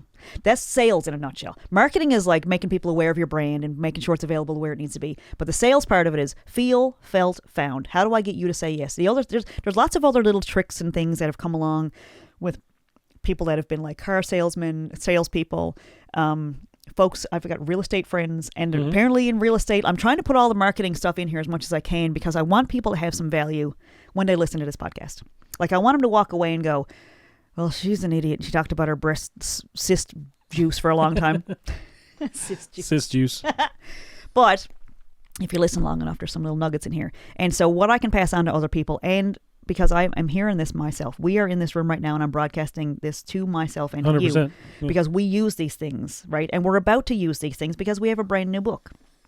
So the idea of broadcasting, I was sitting up, writing this out in my journal, because I read The Artist's Way many years ago, and I write. When I have a problem now, I write until I come to a solution. And it was, I have this new book. It already feels like a joke. It feels like a cruel joke, like nobody is going to buy this, Vickie. You wasted your time. That's the maggots in my brain. Good self-talk. Yes. No, it's not good self-talk, and I don't want that anymore. Right. And I'm like, because I'm accountable to us and this podcast and the people that are listening, and I know there might be one person out there that's like hearing the same stuff in their own in their own head. Oh yeah, 100%. So I have this book that I'm very proud of. It started as an inspired idea. I thought it would be helpful. I wanted to do it. I wanted to be able to tell some stories, and it manifested into this book. So I'm up laying, going writing in my journal, and I use my left hand when I really need inspiration. And it was, how am I going to market this book to feel good? So that's a lot of layers, right? Like, yeah. How do I, like, I've written 2 books already. Lots of people bought them. Lots of people reviewed them. Lots of people have reached out. I think lots of people, more than one. Yeah. I think they're successful if I'm being objective. But how they feel is, I can't believe you wrote another book. Who is going to buy this one? What? And it was like, it feels like, who sent me this book without an idea of how to sell it, or how to get the connection with people, or how to put it in people's hands? Seems kind of cruel, right? It seems a bit cruel, so it's like getting a thing in the mail, like a kit to make something, but the instructions aren't there. Yeah. Like when you have a baby, you get this beautiful baby, but nobody tells you what to do with them. It's like, I could mess this kid up. Like I could, they could turn into be monsters, or I could mess them up, or I could be a terrible parent and they'd turn into psychopaths, or whatever, or I wreck their lives. So, so I think these inspired ideas should come with a manual. They should say, feel, felt, found, or blah, blah, blah. There's only 7 objections in real estate, or there's pretend it's already yours, or live in the end, or the law of attraction. Like, there are billions of videos online about manifesting, and the algorithm right now is kind of messed up for me, because every time I put on YouTube right now, it's like, enough already. Like, come on. Yeah. Because everybody's got a quick fix. Everybody's got like here's how to get to what you want faster. And it's like, you know what? Enough. I know some of this stuff. Why am I not using it? Yeah. So I was trying to figure out, what is it I need next? Like, I wrote this book. I feel like it came from a good place, wherever that is. Maybe it's from me. I don't know. Maybe I believe down deep that I'm a good person and I have something to say. Ugh, yuck. But whatever. In the absence of a religious entity to blame it on, I guess I'm kind of left with, maybe I don't know, maybe I got something to say. Yeah. That someone might benefit from.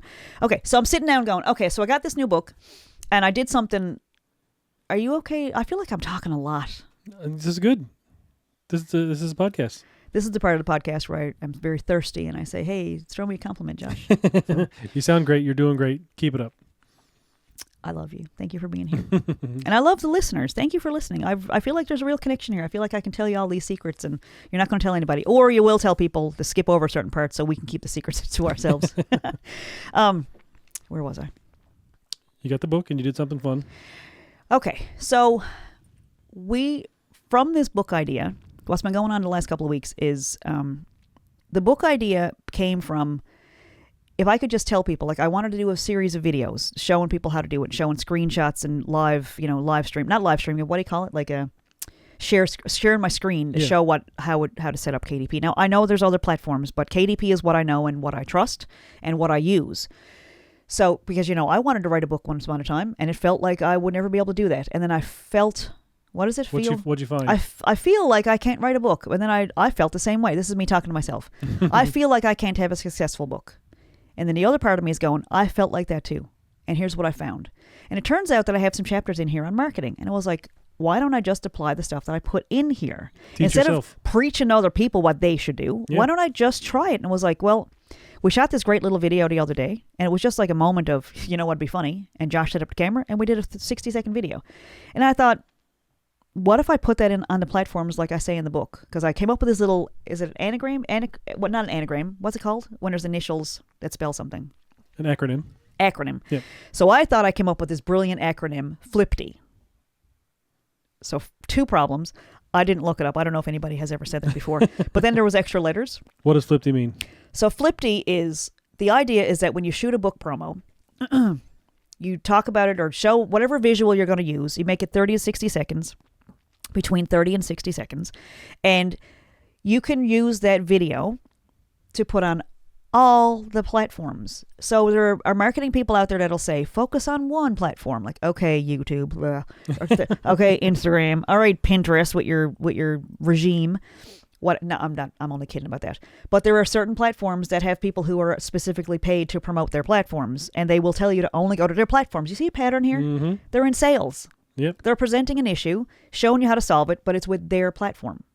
So I feel like I would rather tell people that there's a whole bunch of platforms. So FLIPTY is Facebook, which on its own will suck the life out of you. 100%. Especially if you're only posting it on your personal page, because that's your group of friends. It's your friends and family who know you in a certain light, and they might not be ready to switch over to you as a writer. Right. So they might be very responsive, and a bunch of them will buy your book, which is great. Some of them might not, which I find devastating, and I find it like kind of a black hole pit of despair. That's why I set up professional pages. So I have Vickie Morgan Author, I have Self Published NL, we have a podcast page.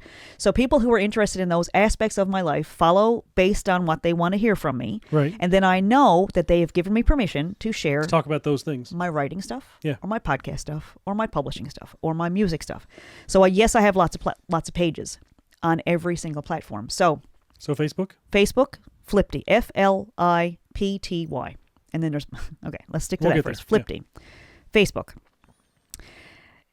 This seems a little crazy for books and podcasts, but it's actually very effective. Yes. LinkedIn. LinkedIn is a place to post your resume, things you want to resume doing. Mm-hmm. And it's to share what you're doing right now and what you'd like to resume doing. So if you did a podcast, it doesn't matter if you're starting off today. It doesn't matter if you have no experience. LinkedIn is like, you put whatever the hell you want down there. So if you say, I have only done intricate watch work where I repair tiny wheels and dials in watches. That's the only thing I've ever done, is what I love to do, and I'm open to customers coming to me to ask me to do those things. That's what goes out there. And people will find you based on this watchmaker idea or watch repairer, right? So LinkedIn is, you put on there what you're good at, what you want to be doing, and people will find you. And then you put like hashtags on, like self-published, or... It's basically professional social media. Yes. People go on there to find people to hire. People go on there to find jobs. It's a professional environment. And to network and connect. If you're writing a book to promote yourself or your business, it is a business. This is the thing that you're doing. And LinkedIn is, everybody else is on there marketing, showing what. Soulstone just celebrated 10 years at blah, blah, blah. Why are they saying that? Because they want you to know that they can do this thing and they've been doing it for 10 years, right? Or this person just got a new job or is looking for a job. Someone very professional posted on there the other day that they're looking for a job in a particular area because they just graduated with a master's and they're looking for a job. And I was like, really? You are very famous in this other way. Like, why would you seriously post that you want? But everybody knows him, so they're going to tell because everybody wants to be part of fame, right? Yeah. So LinkedIn, people have found me on LinkedIn, gotten in touch with me through the podcast, and I've made friends. I've made internet friends through LinkedIn. Instagram is a friendlier place than Facebook. There's still some trolls and stuff on there, but the format of a video, 60-second video in portrait mode. Now you can talk about landscape and portrait if you want, but if or just square, because Instagram has some options. So some of them post and change the shape of your video. You don't need to worry about it, because if you just put it on you're holding your phone up phone shape, it'll show up on most of the platforms. It'll show on all of them. It just might it might have bars on the side or whatever. So Facebook, LinkedIn, Instagram, Pinterest. We've talked about Pinterest a lot. Jenna Kutcher is one of those people that is a guru, and I like that she's a girl and she's in business and she has one of the top rated business podcasts out there. She pushes Pinterest. She also pushes email lists a lot, which I don't understand, because I don't have a market of people that I can offer things over email. Like my books are very different from each other as far as like workshops and things like that. Like I haven't graduated to an email list, but she does push Pinterest a lot. Right. And it's not just for going on. Someone actually said to me the other day, oh no, don't use Pinterest. It's only for recipes and decorating. Not according to Jenna Kutcher. Yeah. She talks about having an interest in something where you're making things. Yeah, there's a lot, because I get on there and like, aside from the stuff that we're doing together, I get on there and there's a lot of art stuff, graphic design stuff, Adobe like tutorials and like color swatches, color palettes, and it's like, it's for creatives. Yeah. Yes. Which is the whole thing, is like you're creating a meal, you're creating an environment in your home, like it's all creative people, and someone has to be posting the content for you to find to pin to your board. So Pinterest will also take videos, so you can post it directly on Pinterest, or you can post a link to a different platform. So you just about all of them actually you can share as a link to Pinterest. So Pinterest is it's also not a social, it's a search engine. So it's not a platform where they expect you to stay on their platform. Some of those apps penalize people for leaving the platform. They want your attention. They want to be able to sell ad space to say people are on Facebook this much, blah, blah, blah. They stay on here this much time. And that's why people who are trying to sell stuff will buy ad time on Facebook, because they can guarantee that you're looking at it, that they make you feel bad enough that you're going to stay on there and keep scrolling. So every third post now is an ad. But Pinterest is different in that, and I don't work for Pinterest, but it's different in that it is a search engine. It's like Google, where they expect you to search for things, and they expect that you're going to click on stuff that's going to take you out of that app. Right. Because they know you'll come back. You'll come back and find the good thing again. It's a search engine. It's not, So Pinterest. What's T? TikTok. So there's a little bit of a different formula for the videos. Like I heard something the other day that like you can't say, "Hi guys, this is Vickie." Don't do they call it the millennial greeting. You can do as much research as you want, but you can use the same video on all the platforms. Some of them are going to be, if you want to cater it to TikTok, where you just start talking, that's a different kind of, people are listening a little bit different on TikTok. But hashtags, like if you go up and look up book talk or author talk, it'll show up all these books that people are reading, books that they're interested in, what these authors are doing today, what they're eating, where they're going, what they visited. Author life, hashtag writer life, whatever. There's a whole community of writers and readers who are avid. You know, when people say they're voracious readers, you want them to be your friend. We in like 4th or 5th grade, we had to read a biography on Thomas Jefferson. Ugh. And one of the first lines in the book was, Thomas Jefferson was an avid reader. I think it was like when he was growing up. Anyway, good for him. It's stuck in my head. Good for him. So you want readers, right? Yeah. I feel like if someone's if they're an avid reader, I don't want to get lost in their pool of books. I kind of like the connection of, I barely ever read books, and then I found yours, and it changed my life. I like that. I want like a real connection. It's the greatest thing that ever happened to me. Yeah, but there's other people out there that are reviewing books. Like, so how do you get on their radar? That's a whole other episode, because... You know what we should do? We should do a whole series of episodes on FLIPTY, and like 1 week it'll be all about Facebook. Sure. And 1 week it'll be all about LinkedIn. Can we do a whole hour episode? So that's 6 on each one. That's 6, absolutely. That's 6 episodes, and we can do, I don't know. But the problem, okay, so TikTok is a whole thing. Yeah. And then the last one is YouTube, which it only did not, like, YouTube is our favorite because it's our home. This is our home base, and it's completely free. You don't have to sign up for anything to be on YouTube. So I love that for podcasting. And eventually you can get paid if you can make that work. Yes. So YouTube comes at the end only because why flipped? It doesn't make any sense. What about? So then there's YouTube. So there's YouTube video as a video, and then there's YouTube Reels, which shows up everywhere. And you can do hashtags. And my 14-year-old is a genius at hashtags. He's good at hashtags. So we have this resource right in our house. And we just go, Henry, how do you get he has thousands of views on his Reels. And he's also a brilliant musician. I mean, I got to give him that because it's... He was upstairs teaching somebody chord theory earlier. He was like, it's awesome. This is 2 steps up from the other one, and then the harmony is this. And it was like, keep it up, man. Yeah. Good. It's amazing. Good for you. It's amazing. So FLIPTY. I thought it was a pretty cute little thing. And then it turns out that there's also threads. So there's an extra T. And then there's also Substack. Substack is for writers. You can do paid subscriptions, or you can just do general content that everybody can read to get a whole bunch of followers, and then you can monetize. It's more like a blog, right? No. No? No, so you can put videos on there, you can put long-form posts, and you can put posts on there like you would on Twitter. So it's all the things, but it's meant for writers. The blog is definitely part of it, where you can have a newsletter that goes to your followers, or just post generally, like that just goes to everybody. There's hashtags, but it's a very friendly environment. Everybody on there is a writer. Everybody's independent. Everybody's doing kind of the same thing, but it is another way to reach people if you've written a book. I haven't quite figured out the wording to get people to buy it or to get people to read your stuff. It seems like when you're just your authentic self, it reaches the most people in an authentic way, and then you're really being yourself, and that's who you want to. You want people to connect with you when you're being really you. I find that the best on most social media, like Instagram, TikTok especially, like seeing people being vulnerable or at least acting like they're being vulnerable. You know, you never know what's staged, but like seeing people that are being themselves and like talking about their day. Like what's the girl's name that she's got the black hair. Elise Myers. Elise Myers. Just those personal stories. It's like, this is me. This is what I'm doing today. Sometimes it's polished. Sometimes it's not. Like, you know what I mean? That's just when she does. So my favorites are Anna Parisi, who just has a new book out, and she's amazing. And her vibe is her tagline is "Keep it up, cutie," because I'm so friggin' proud of you. Positivity, encouragement. And she is hilarious. And she has a new book out. She's doing a tour, but she started off doing honest videos. Anna Parisi, Amy McNee is in Australia, and I love her and her husband, a lot like us, doing a whole lot of creative stuff. She posted a video the other day, and she said, "How did I get a 6-figure book deal?"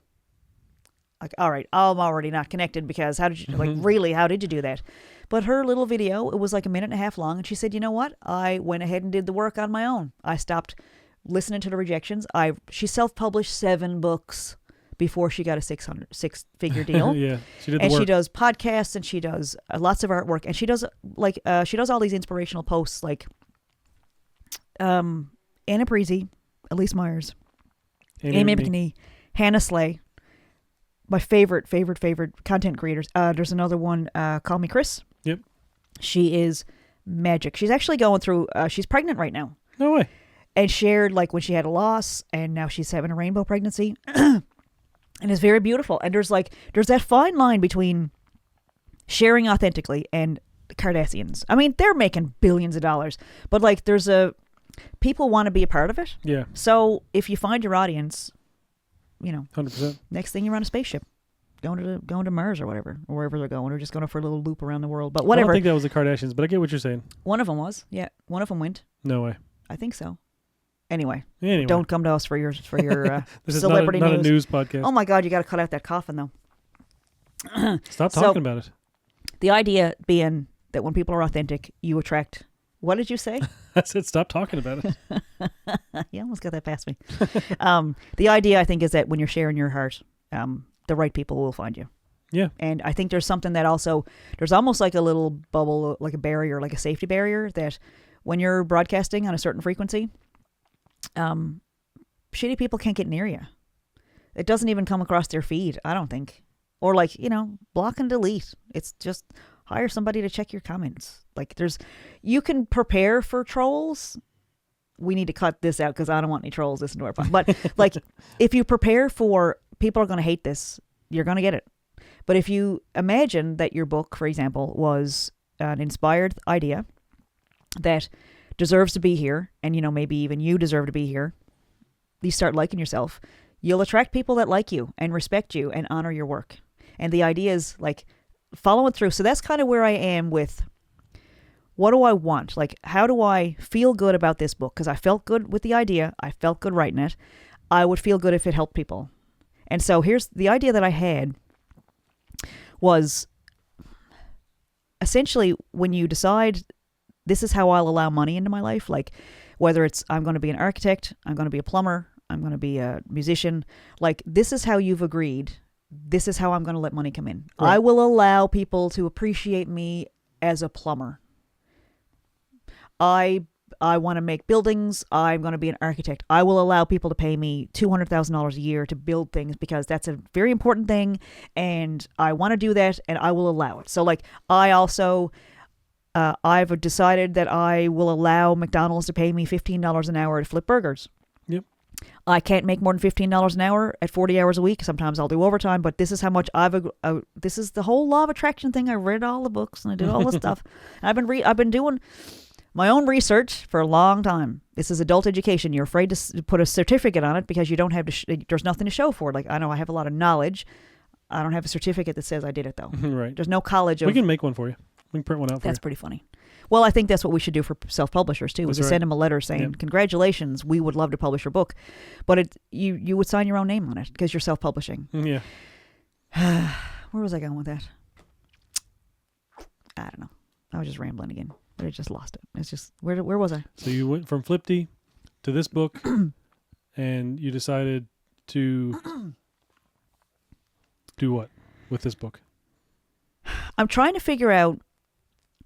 So from a marketing perspective, feel, felt, found, right? Like, let's just work on that one. I want this book. So getting ahead of the few steps, like, do I want people to buy it? No, because some people have bought my books and they never read them. So I might as well have not. You do want people to buy it. That's just not the only thing you want. So the profit is like a couple of bucks. It doesn't do anything for me. It's not about money. It's about connecting with people and knowing that what I wrote meant something, that it was helpful in their lives. So what I need to do for my own marketing is, what is the end result I want? How do I want to feel? Right? So I feel like this is a cruel joke. How come it didn't come with a marketing plan? Like, well, it kind of did. I wrote it myself. Okay. So I felt, this is how I feel. I felt that way before about my other books. Last year, when I felt that way, I did Self Publish Month, and I posted every single day. I did 6 signing events, and I had an open book night. So you found that giving permission to yourself to market yourself and your work got you to that better feeling place of... That sold books and put my work in people's hands, and we ended up with more clients from who wanted to self-publish their books. Who, by the way, instant bestseller, Michael Boyle, congratulations, instant bestseller. Because that's what it comes down to, is in the process, I'm telling my client that it's a piece of marble. You're just chipping away the pieces. Don't stress the small stuff. Make sure you're talking about it when people ask you what you do or what you're doing these days, talk about your book with pride. And it sets the frequency. You're broadcasting to the world. I am proud of this work. This is something that has value. I believe in it. I was drawn to do it. It's a beautiful thing. And people respond to that. Yep. So the end result is, how would it feel if a whole bunch of people not just read the book, but like made money from their books, or made money helping other people self-publish? Like, they might send me a note and say, you know what, your book was fun. I hope you write more. Yeah. Like, the end result is, so how do you get there? What does the marketing need to be to get to that? I'm filling in the blanks. Well, I'm already here. The book already exists. It's already doing really well. Chipping away at the marble. It's international. The sculpture already exists. Yep. What do I need to chip away to get there? And so I thought about the testimonials that I have from Mike and Tina about their self-publishing experience. And we have both of them saying, this was great. I felt really good.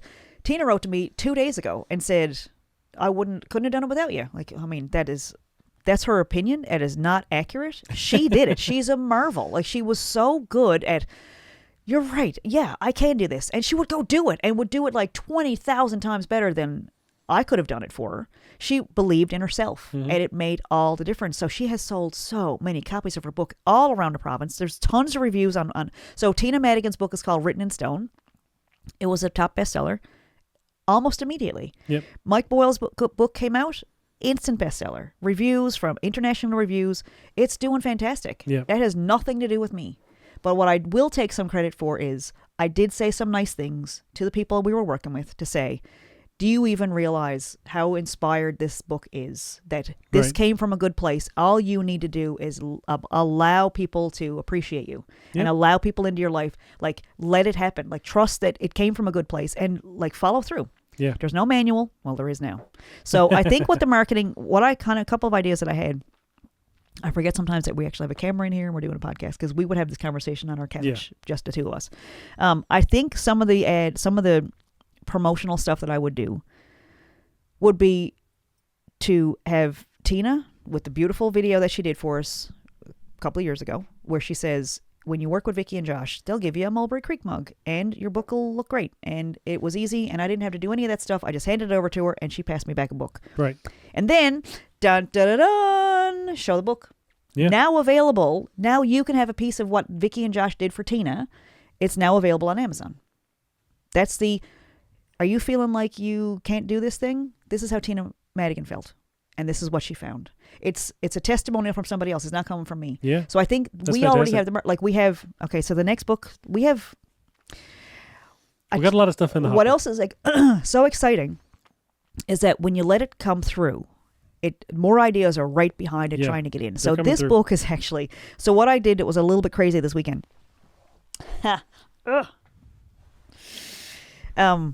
We have a pretty salacious cover.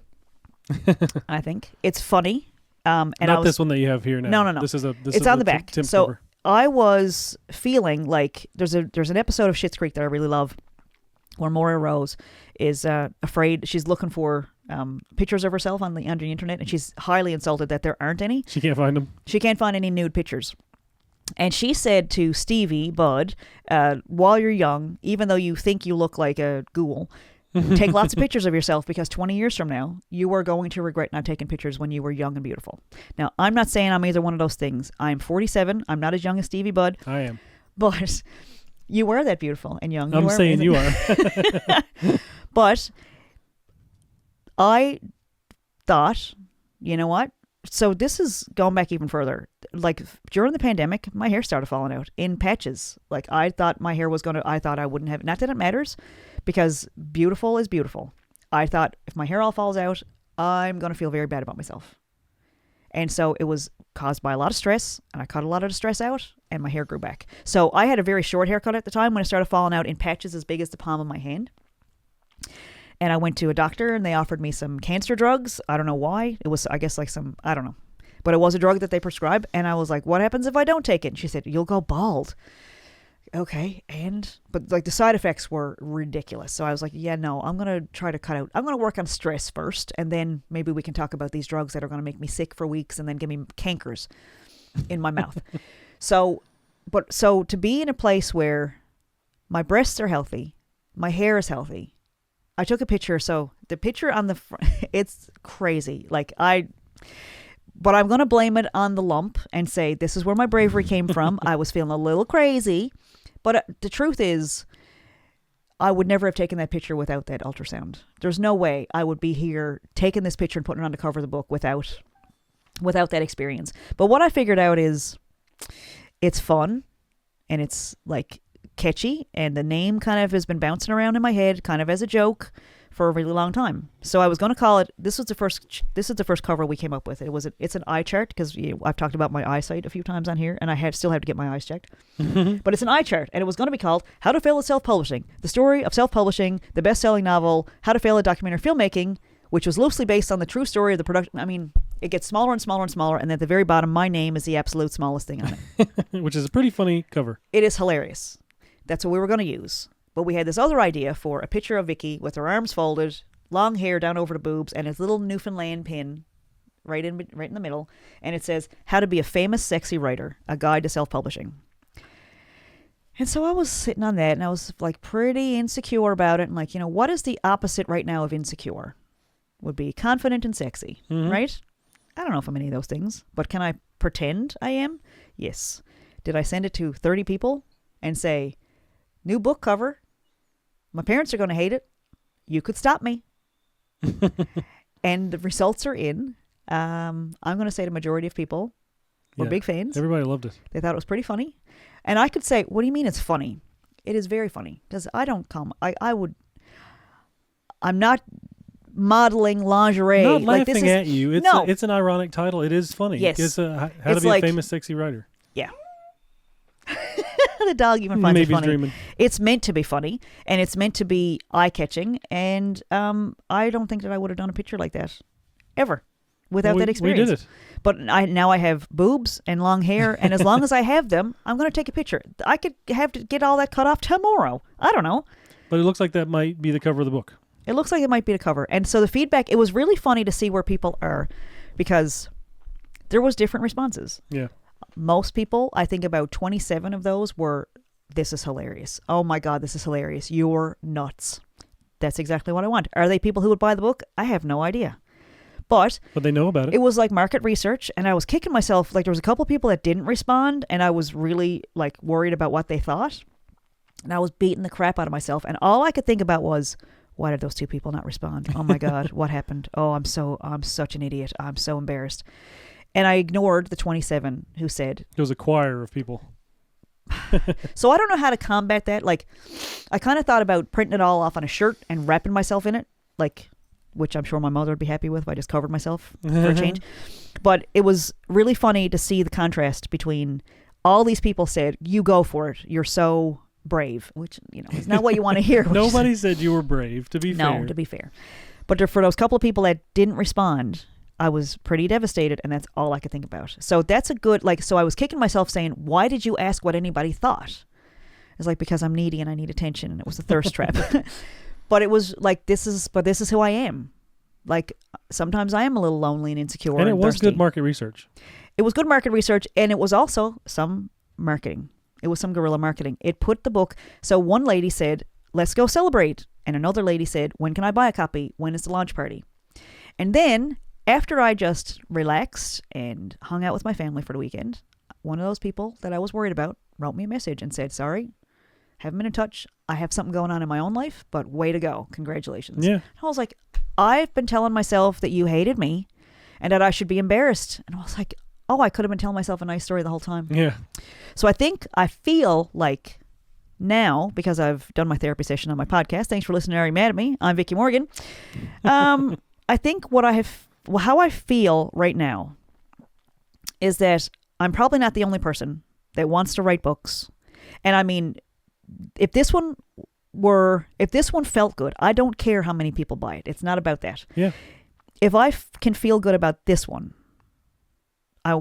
it gives me permission to write more, because I have the next 8 planned out. That's right. Yeah. We've got manuscripts. We've got manuscripts for the next 3 books coming out, and we're going to use this alternate cover, I think, that says how to fail at self. So I had an idea back 5 years ago that we were going to have how to fail as our brand.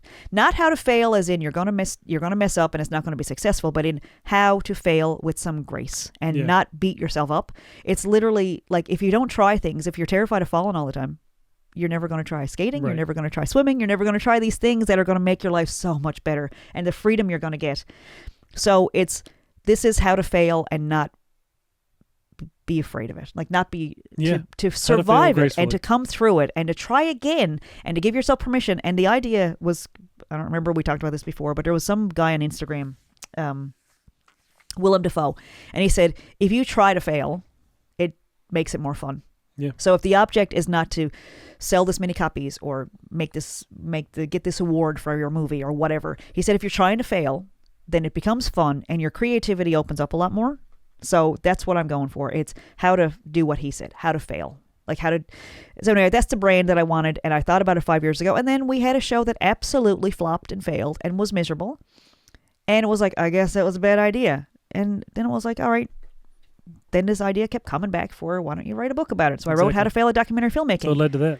It led to that, and it led to a song, and it led to all these other things, which is what a lot of failures do, is it leads to the next best, the best possible thing that can happen to you happens right after that. Not always, but so the idea is to learn something from this podcast, to learn a little bit about marketing. I'm sharing what I know. I'm not teaching at a university. I'm not teaching at St. Joe's. They're not claiming me at USM, whatever. That's all fine. But I do have this platform, and I encourage people to share what they know. You do have those degrees that nobody can ever take away from you. Yeah, I bet they want to, though. But I did learn a lot. And so to use it for myself is the best thing that I can share with other people. If you know how to do really great things, start with yourself. Yep. Benefit from your own goodness. And then that kind of, I think, broadcasts to the world, I love what I do. I love that I can help people. I love that I have this knowledge. I love what I've learned. I love that I survived all of it. And so I think broadcasting that idea is that's where it's at. Because I'm trying to figure out, this is where it kind of trips me up. Therapy didn't really work really well for me because I had another thing in psychology and knew a lot about the process. And so when my therapist would say whatever question, I would say, okay, are you trying to do this with me? Or have you thought about this? I know what you're doing here. You're trying to come up with You're using the Muhlenbein routine on me. Yeah. Yeah, exactly that. So it was I know I was hard to treat and to therapize because it was, I knew just a fraction too much for it to work and for it to be effective. Because I was like when we were doing coaching in with the babies. When we first went to those prenatal classes and the birthing classes and all that stuff, they were like, okay, Josh, so your job is going to be to wipe her forehead with a cold cloth and tell her she's beautiful and tell her she's doing a good job. And I was like, I can hear you. You're telling him what to say. If he's telling me because you told him to say it, I'm gonna know. I'm not going to believe it now. I'm not going to believe it because I know you told him to say it. So, like, there's that kind of aspect. I don't know. Did I just diagnose myself with something? But I think that's where I am. We're on the cusp of, this one is ready to go with the brand new cover. I just we got a draft of it coming because you should order as many drafts as possible until you're absolutely happy with it before you put it to market. Lots of proofs. Lots of proof copies. And that is not to say make lots of money for Amazon. Proof is like $6, $7. And you're finding out for sure that you like how the book feels in your hands. You like what it looks like. You're seeing spelling mistakes that would have gotten by you. And if you ordered 100 author copies, you'd be pretty mad at yourself for things that you could have fixed. So lots of proof copies. We're on our third one now. Yeah. But the cover's been changed. So the next, I'm going to talk about the next idea because I want to share this right here. This is what Josh and I are working on. So this is a text-heavy, Hello. How to Be a Famous Sexy Writer is going to be out in a couple of weeks. I'm very, very, very excited about it because it's very funny. In the very first chapter, should I read the first page? The first chapter is only one page. You want me to read it? Sure. Okay. Chapter 0, because it really shouldn't be in there. And I want to show that it's like, you can make mistakes. It's not a mistake. It's an on-purpose mistake. Okay, and this chapter is called Meet the Famous Sexy Writer! ! I'm breaking so many rules here with publishing. Like, this is so many, like, we're establishing right off, this person's funny. She might not know what she's talking about, or maybe she does, I don't know, but she's funny. Hello, my name is Vickie Morgan. You may be wondering, who gave me the label Famous Sexy Writer? This is kind of a secret, but since we know each other so well, I'll tell you, but please keep it between us. I had this friend who kept sending me pictures of himself while he worked a rotational job and played the happy husband at home. I wrote a song about him and a stand-up comedy set, and he still kept sending pictures. He liked to tell me he felt like he was talking to a famous, sexy writer. After my last book, he left a 4-star review on Amazon and sent me a note saying it would have been 5 stars if he was in the book. So while you may not agree about my famousness or famiosity or sexiness, we can all agree I'm a writer, and I'd really like to get that 5-star review this time. That's the first chapter. That's a good first chapter. 0th chapter. Chapter 0. So, yeah, I did tell him he's in it. It's all good. He knows about the comedy set. He knows about the song. He knows that one of the risks of being a friend of mine is that you are going to show up in my material, and he's totally okay with it. But so the idea is this is text heavy. It's 120 pages. It teaches every step of the self-publishing process for a paperback and an ebook. And then there's a few chapters in there on marketing. We had the idea that it might be more fun for people who like things in a different format. So I think we're going to do a video series with this as well, to do a video for each chapter to actually show with screen sharing what it will all look like, because people take in information in different ways, and I want to cater to that. Like those guitar lesson books that came with a CD in the back. Exactly. Or a DVD. Exactly. So it'll be like a companion. But because I met Nicole Kiley a few weeks back, she was our first guest on the podcast. I think so, yeah. Nicole does coloring books, and she's teaching about dental hygiene with her coloring books. And I was like, it's the mental health break, the creativity, the mindless, watching something come to brilliant color while you're just kind of sitting there breathing through your stress or anxiety or whatever's going on. Coloring is one of those things that is such a childish things that adults have. I don't need to tell people about coloring. They know why coloring is amazing. So the idea was that we would do books that are 8.5 by 11. So we have one that we're putting together that's just on publishing a paperback. And it has coloring breaks. So I'm holding up a sheet of paper. This is one of the original coloring pages that Josh designed for us. And it's coloring break across the bottom. And then it's got these sweet little scenes. Some of it's related to the stuff that's in the book. And some of it is just like those sweet little cottage scenes with like the snow falling and the horse and carriage or whatever. I like those old-timey coloring books from the 80s and 90s. You're really giving me some stuff I need to draw. Yeah. I have a couple that I want of Broadcast Tower. So we've been working on illustrations for coloring books. And so the concept is, this is How to Be a Famous Sexy Writer, A Guide to Self-Publishing, is just a straightforward book. It just has all the chapters in there with no illustrations. It's just straightforward.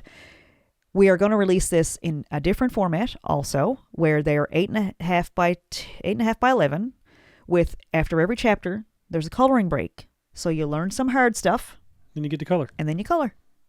And then you read the next chapter. And then you color. And I'm married to a graphic designer. Self Publishing is what Nicole put out, like 19. I keep changing the number, but Nicole had a book that was in English and French. And then she was on the podcast, and it was like, hey, Nicole, you're amazing. This is amazing. Like, you're so good at this. And there's so many people that you're going to reach that are going to be helped by you. And she calls me like a week later and she goes, I just published it in 7 other languages. Yeah. So that's pretty amazing. Like, it just leads to the next idea. She just had posted a video on Instagram the other day. Go check her out. It's DH Studio, Logie Bay. Dental Hygiene Studio. Dental Hygiene Studio. So DH Studio. She just posted a video the other day that she's in all the bookstores now. Like, this is what's possible. That's exciting. And it was so fast. Yeah. So it's totally inspired by just having fun. And you can publish things in different formats, in different sizes, with different breaks, in different formats. And it's all to get your message out, because some people ingest things in different ways. Yeah. There will be audiobooks, there will be eBooks, and there will be paperbacks, and there will be hardcovers, because some people like the hardcover when they're coloring to have something to push against. That's true, yeah. So they're going to be in hardcover. So this is one book. We got lots of stuff in the pipeline. It's coming down. So this is one book, How to Be a Famous Sexy Writer. Yeah. Which is hilarious, but it's also informative, because I'm trying to educate. It is an educational book. It's also funny. It's got lots of personal stories in there of things. I would rather learn from somebody who has made mistakes, who is funny, but knows what they're talking about. Some people want, very objective, very clinical, and very that's not me. And so, I don't know, there are thousands of books out there on self-publishing, and you can go find one of those if that's your style. But if you're listening to this podcast and you're an hour and 20 minutes in, the chances are you might enjoy me. So we also, and the ones that are using Josh's graphic design skills are part of both of us, because he's very funny and he's a great artist.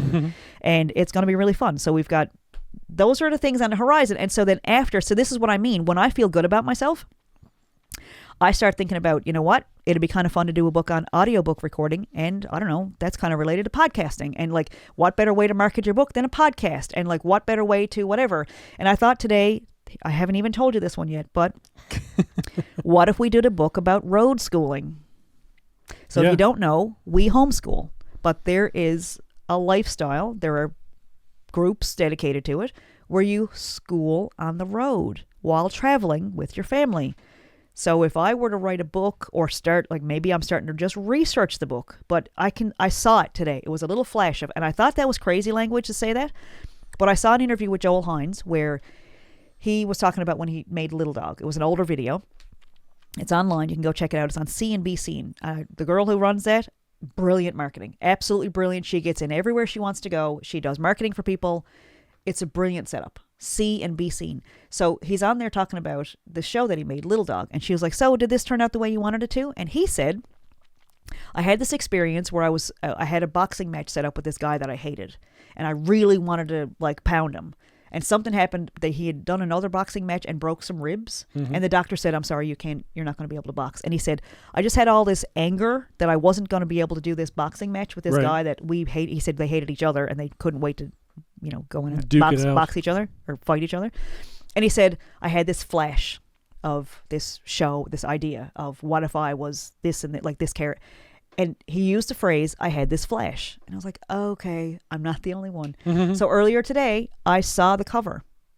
It's a drawing of us, the picture that we have with us and the puppets, because we have puppet versions of all of us. And I'm going to try to figure out ways to incorporate our puppets into our stuff.